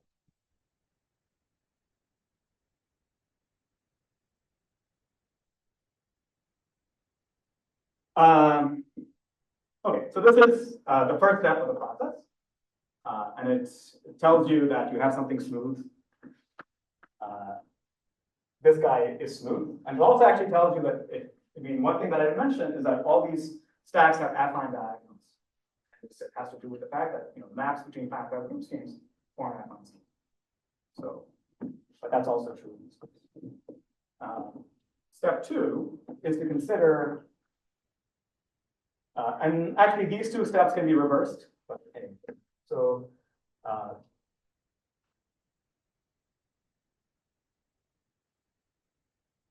consider this map.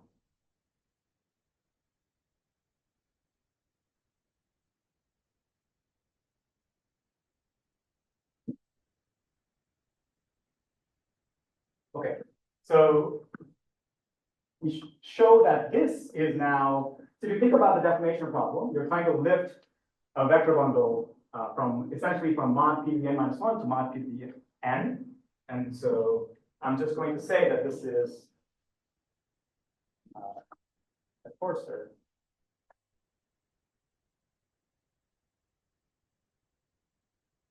for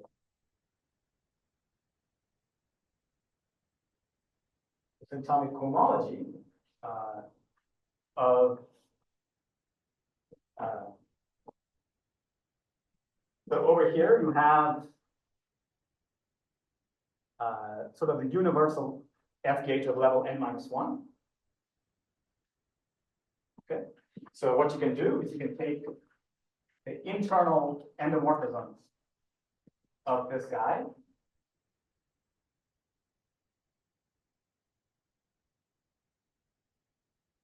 Answer with Z mod. So I mean, this is just when you unravel all of this, this is just sort of standard definition here.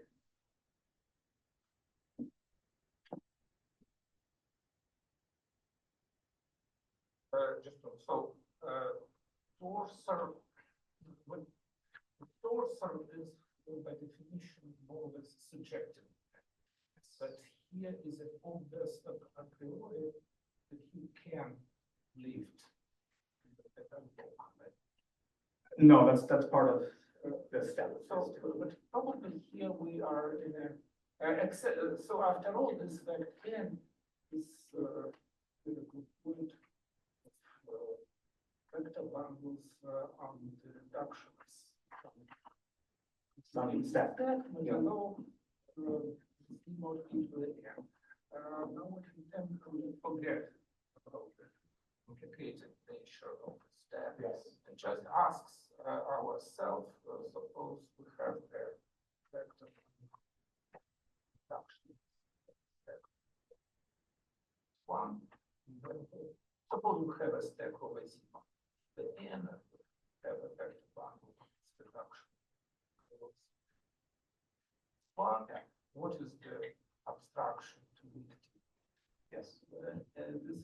bundle, to extending this vector bundle. And if there is no obstruction, then how many such shifts exist? And there are some simple arguments which tells you answers to such question, and the answer is that you have to look at certain formulas. You have to look at certain formulas. And then there is a cohomology which controls the fraction formation. There's another cohomology groups which controls how many different. Yes. And you just follow this, and then you have to prove something about the cohomology of this complex. Yes, some of them there. And probably this is one of the ingredients. Yes. So I mean, all of that is kind of glommed into the computation of what I call the syntonic cohomology, but basically what this is that this is itself a vector bundle on the syntonification, and you just compute its cohomology. And maybe, so as I said, the word the torso means that you have a space for the flat. Yes. But maybe it's a torso over something derived, and then maybe space for flatness is not built in into the torso. It follows from this. So I mean, Okay. so like inductively, this is a classical algebraic stack, smooth algebraic stack, and then this is a torsor for something that's like a classical group stack. So anyway, there is one of the ingredients of the proof is a certain lemma theorem about vanishing column. So I mean, so this is sort of related. This kind of story, understanding of this is related to this kind of thing. So so Yes. I mean, for instance, this tells you here that this doesn't have, even though these guys are somehow derived, this still only is concentrated in degree 0. So was it previously known that the truncation maps Btn to Btn minus 1 were torsors under some smooth groups? Oh. Probably just a similar kind of definition theory. Once you know that they're smooth, so the hard part is we're knowing that it's a torsor, it's knowing that it's actually surjective. Because you study the definition theory, and that's the obstruction disappears, then Yes, in one definition. that's I part of think the. Grothendieck's, maybe I don't know whether it was written completely explicitly, but if you look at Hughes' exposition. I think that statement appears that Btn and Btn minus 1 is subjective. Maybe not that it's a torsor, but it will show. I mean, also, like deforming a BTN to a BTN plus 1 is the same as deforming it as a sheet. Square 0 is not the case. Yeah, this is square 0 definition.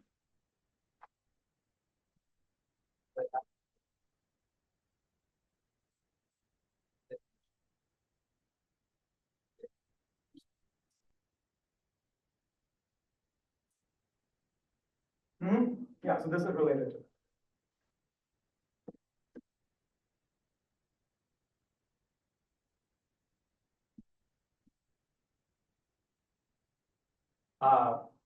So what at this point, we essentially know that the mod P fiber of our stack is algebraic.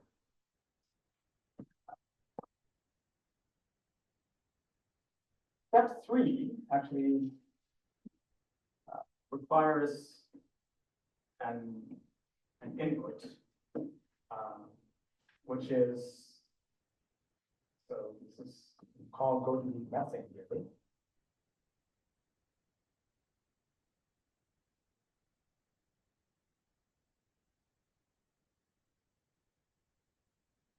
And what it says is that suppose I have So if you're familiar with classical Golding messing theory, it's about lifting p-divisible groups along divided powers. So if you have a nilpotent divided power,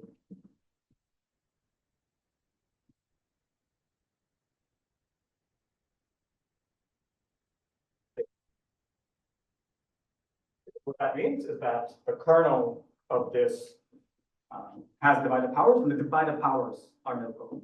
So the basic example to keep in mind is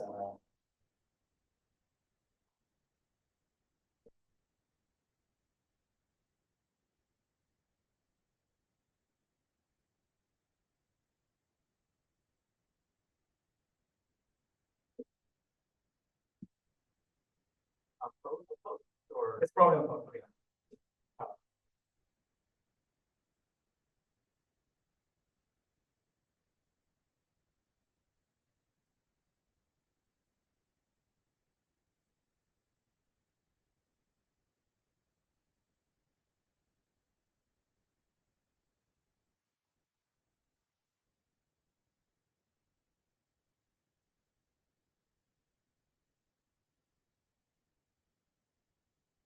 So Golding messing theory tells you what it means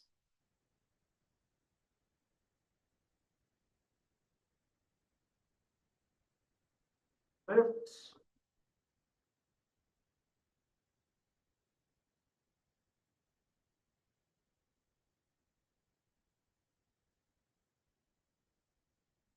to lift an object here to an object there.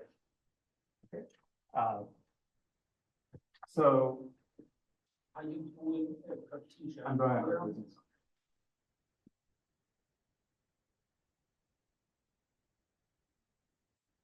I'm going to write it in the following way.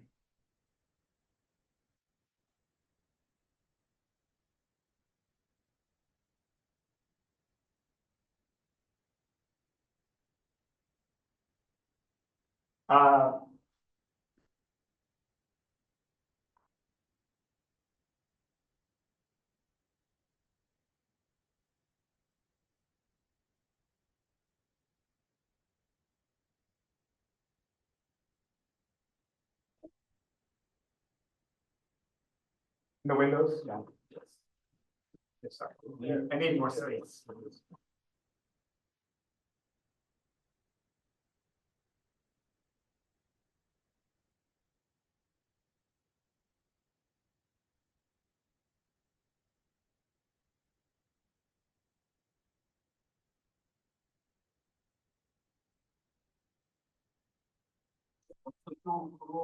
Two identical. R and R.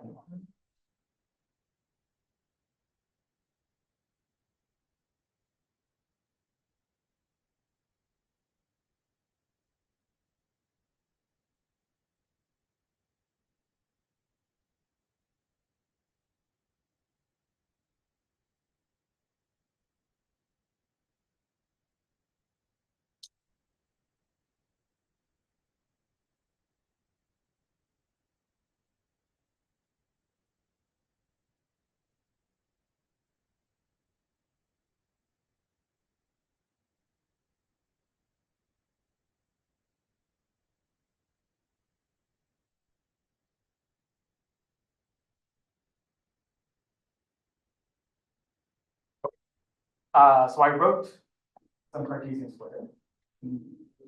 Okay, but I just want to understand, you should tell us all the letters. BGLM. and BGLH. So.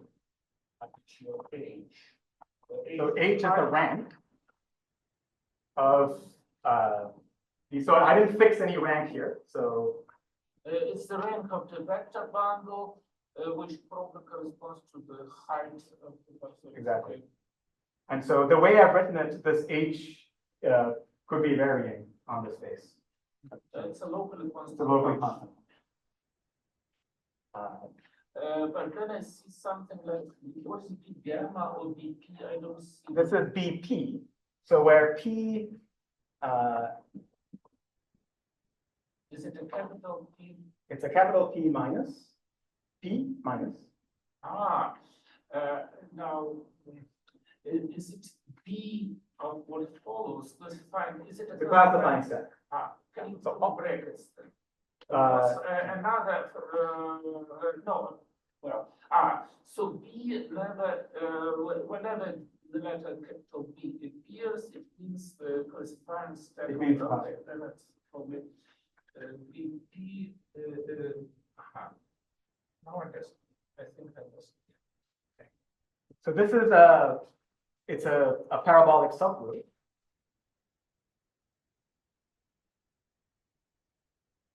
Corresponding to a one-step filtration.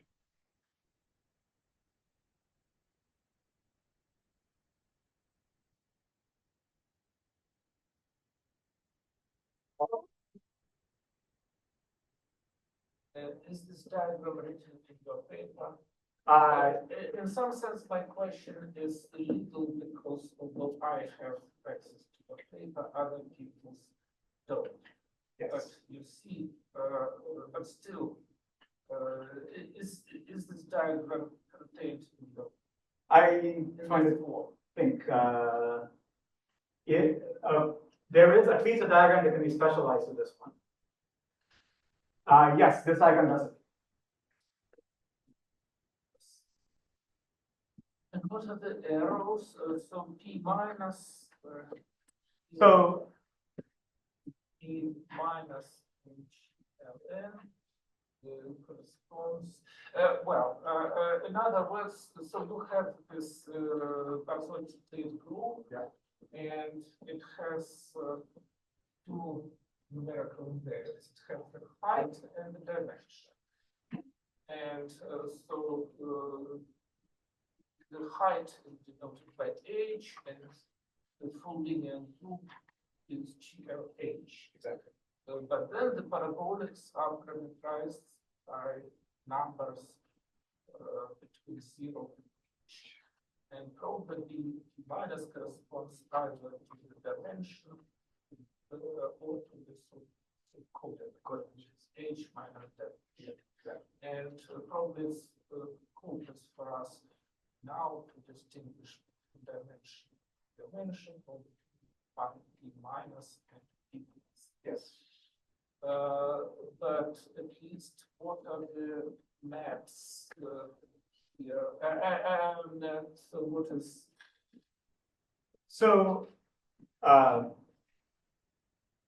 in the there was a canonical way to associate with any F gauge of level n a vector bundle over the original sort of input range, mod p. Okay, so here I really have to take the derived quotients for this to be literally true.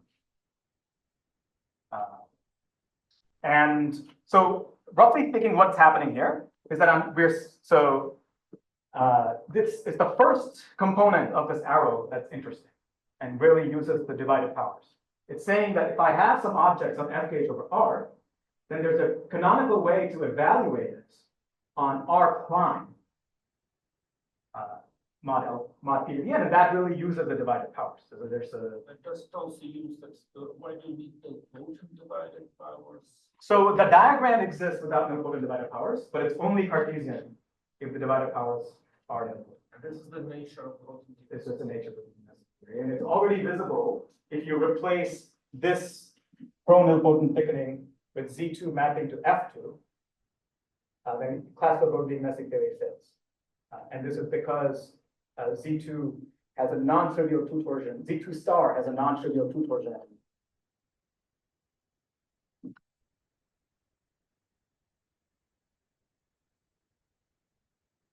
So the way to interpret this is that there's a way to associate some vector bundle mod p to the n with this object, and it has a filtration.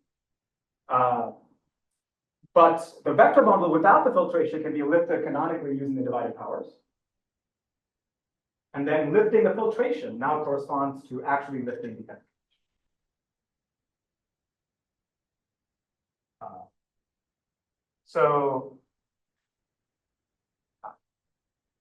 But again, to emphasize, it's really important to use the derived mod p-adic quotients.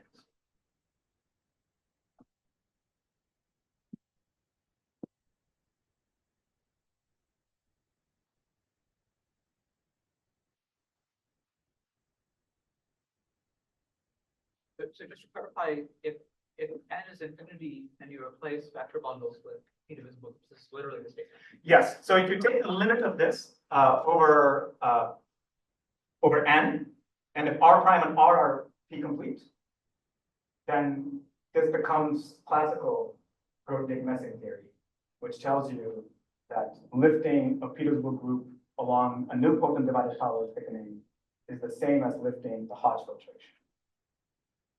So are you saying that did they also formulate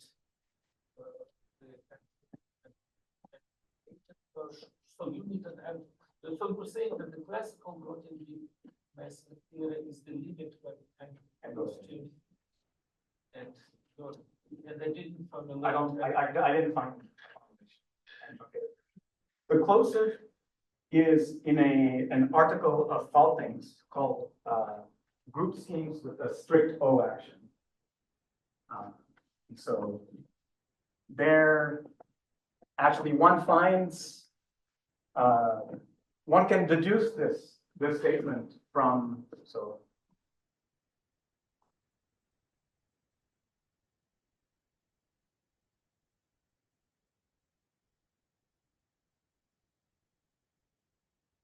but he proves something much more general, where he replaces p-divisible groups with formal cohomology. But you can extract that this statement, if you replace things with n-truncated BTNs, you can extract it from Falting's argument.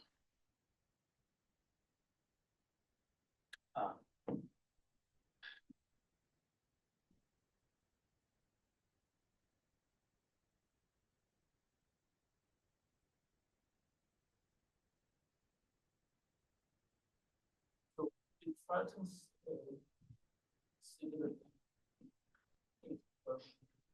He does it for finite flat group schemes in general, actually. Yes. So, or finite flat group schemes depend. If O is CP, then yeah, B. So Python's developed, among other things, and truncated version. Well, he just frames it for all finite flat group schemes. So in particular, if it recovers, if you restrict to n-truncated BTs, Not necessarily BT. not necessarily BT. That situation, I mean, somehow this gets replaced, instead of vector bundles and filtration vector bundles, it'll get replaced by perfect complexes and filtration. And that's the generality in which Falting's proves.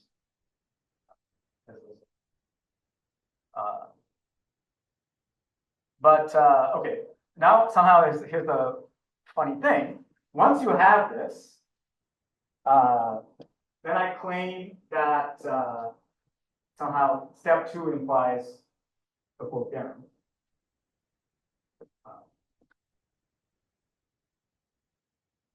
And that's because, so now you make the following observation.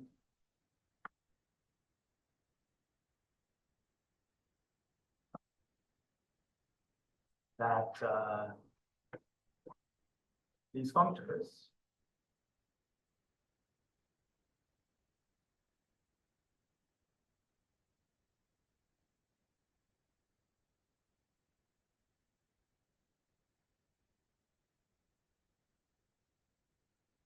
are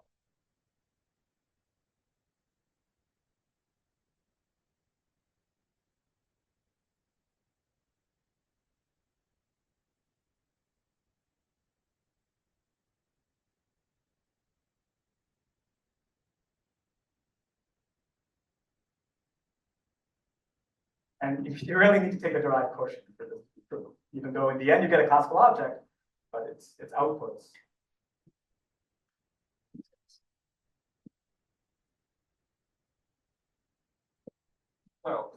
But here, probably once you understand the correlation of this, so this is an observation, not a theorem. So once you say it, and once you have the formulation, once you understand what it's about, yes, more or less, yes. This doesn't mean that you have to understand it now, but Yeah, I mean, it's actually a fun exercise. And just a moment. And my understanding is that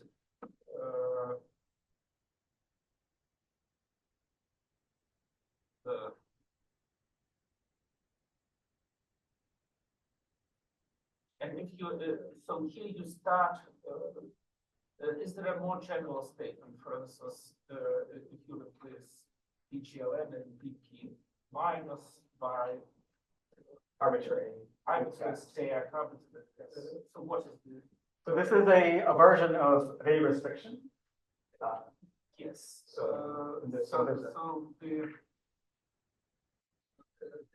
construction is indeed a version of the restriction, and now the statement. And suppose you replace BGLN by a smooth variety, not by a step, then you still get a step, or Yes. So it'll still, and it'll be smooth. and it still is okay. And now, but you say that if you for instance, I would start with if I want to understand what's going on, then I would probably start with replacing BGLN or BGLH by their find line. Yeah. Which is the simplest. Then it's possible to understand what's going on. And then you are saying, and probably if I understand the fine line, then I will also understand arbitrary smooth. Yes. But now you are saying that you can replace you take a smooth step and you still get an arctic step, not a two-step. Or do you get an arctic two-step? It'll be a one stack because, like, if you, well, because R mod P will always be at most in 2 degrees. So Yes. So it'll still be just a one stack.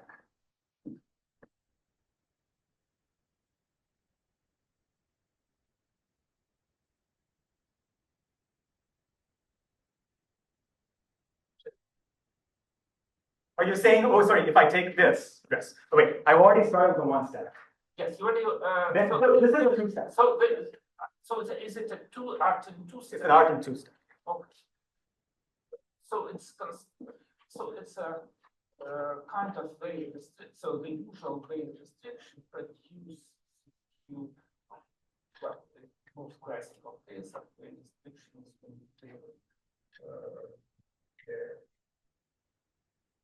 variety over the complex numbers, then you get, so to say, consider the same variety. Right over the real numbers, but then the most naive case, just place each variable c, right, as x plus 5. That is a more abstract and better description, but anyway,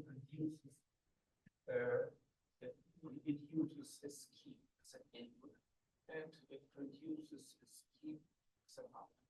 Well, maybe In that case, here you start with a scheme. but here, but now your direct version produces a stack.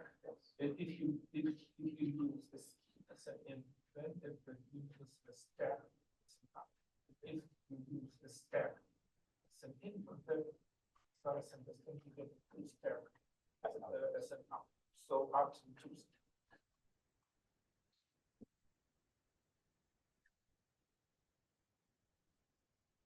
But this unique statement, like, are you somehow taking the like special fiber of the Dudley module, or like do the bit vectors not need to show up for that statement, like in the infinite level piece?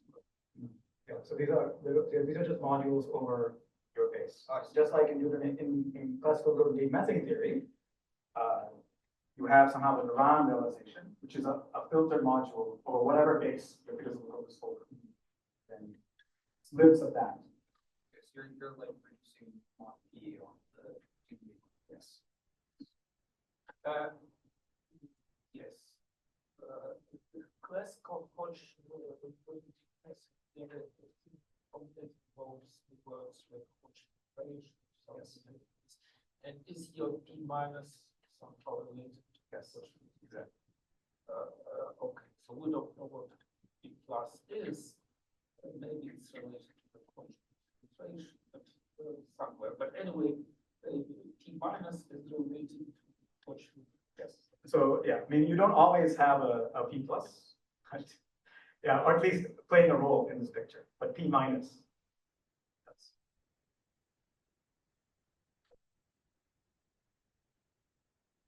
Okay, are we done? That's 350. Okay, let me just say, how to finish the proof, if you know this.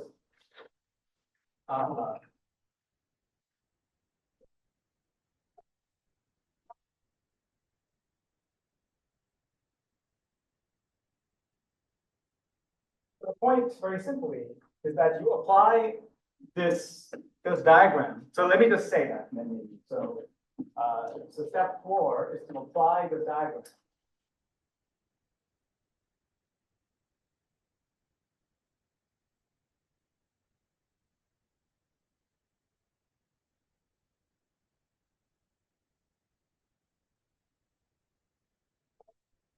To the divider power thickening.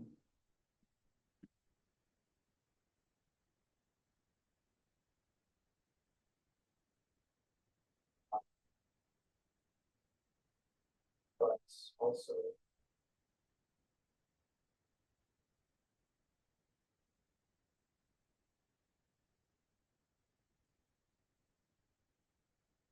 is equal to 2. So the point is that by step 2, we know that for mod 2 or mod p inputs, we have an algebraic step. And in this Cartesian diagram, essentially everything except the top left corner is going to be represented by an artist. And so you get it. So you are saying that if you know that it is there from R to R not thickening, but if it can be decomposed into steps, yeah, like this. Yes. Each of which is yes. So so it's a rather strange trick, but somehow it works. yeah, I mean, so the subtlety here is that here the divided powers are trivial, the square 0 powers, and here the divided powers are the standard divided powers for 4.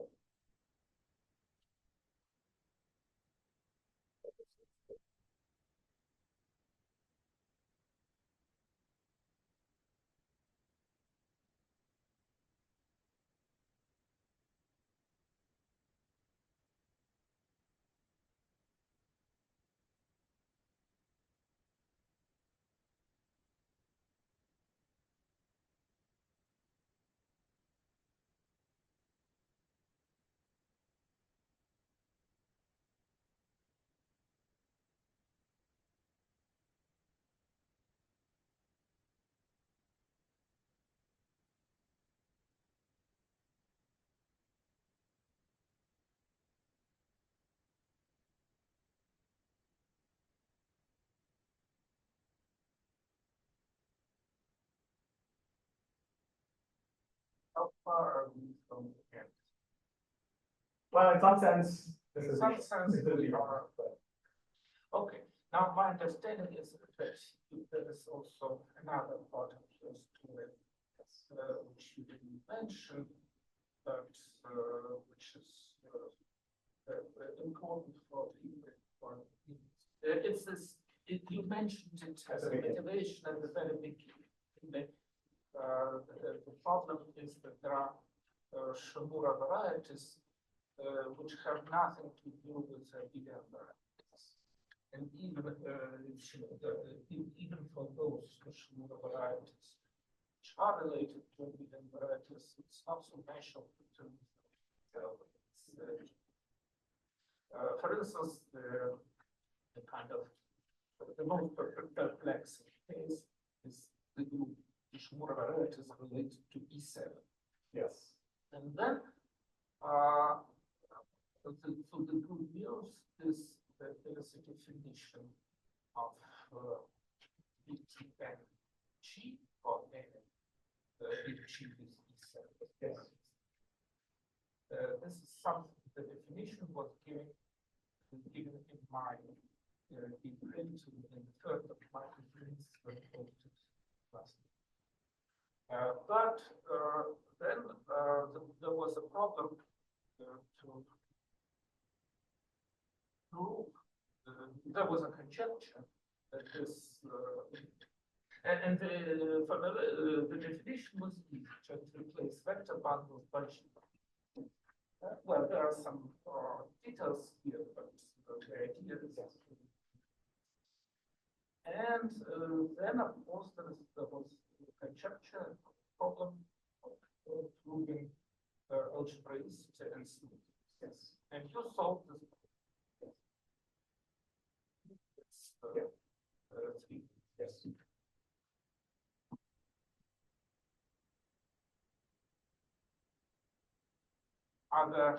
Other hidden statements. So I formulated one statement which mentioned said that other important statements which include like mentioned. What I'd say is that sort of we prove a somewhat general algebraicity here, which, for example, includes that statement that we had about the representability of the symptomatic cohomology by a BT. So you had to prove several algebraic statements, and you use a general method for proof several such things. But this is the method. It's the successive kind of inductive process culminating in something like this coordinate. And the surprise is that the prime number 2 has to be.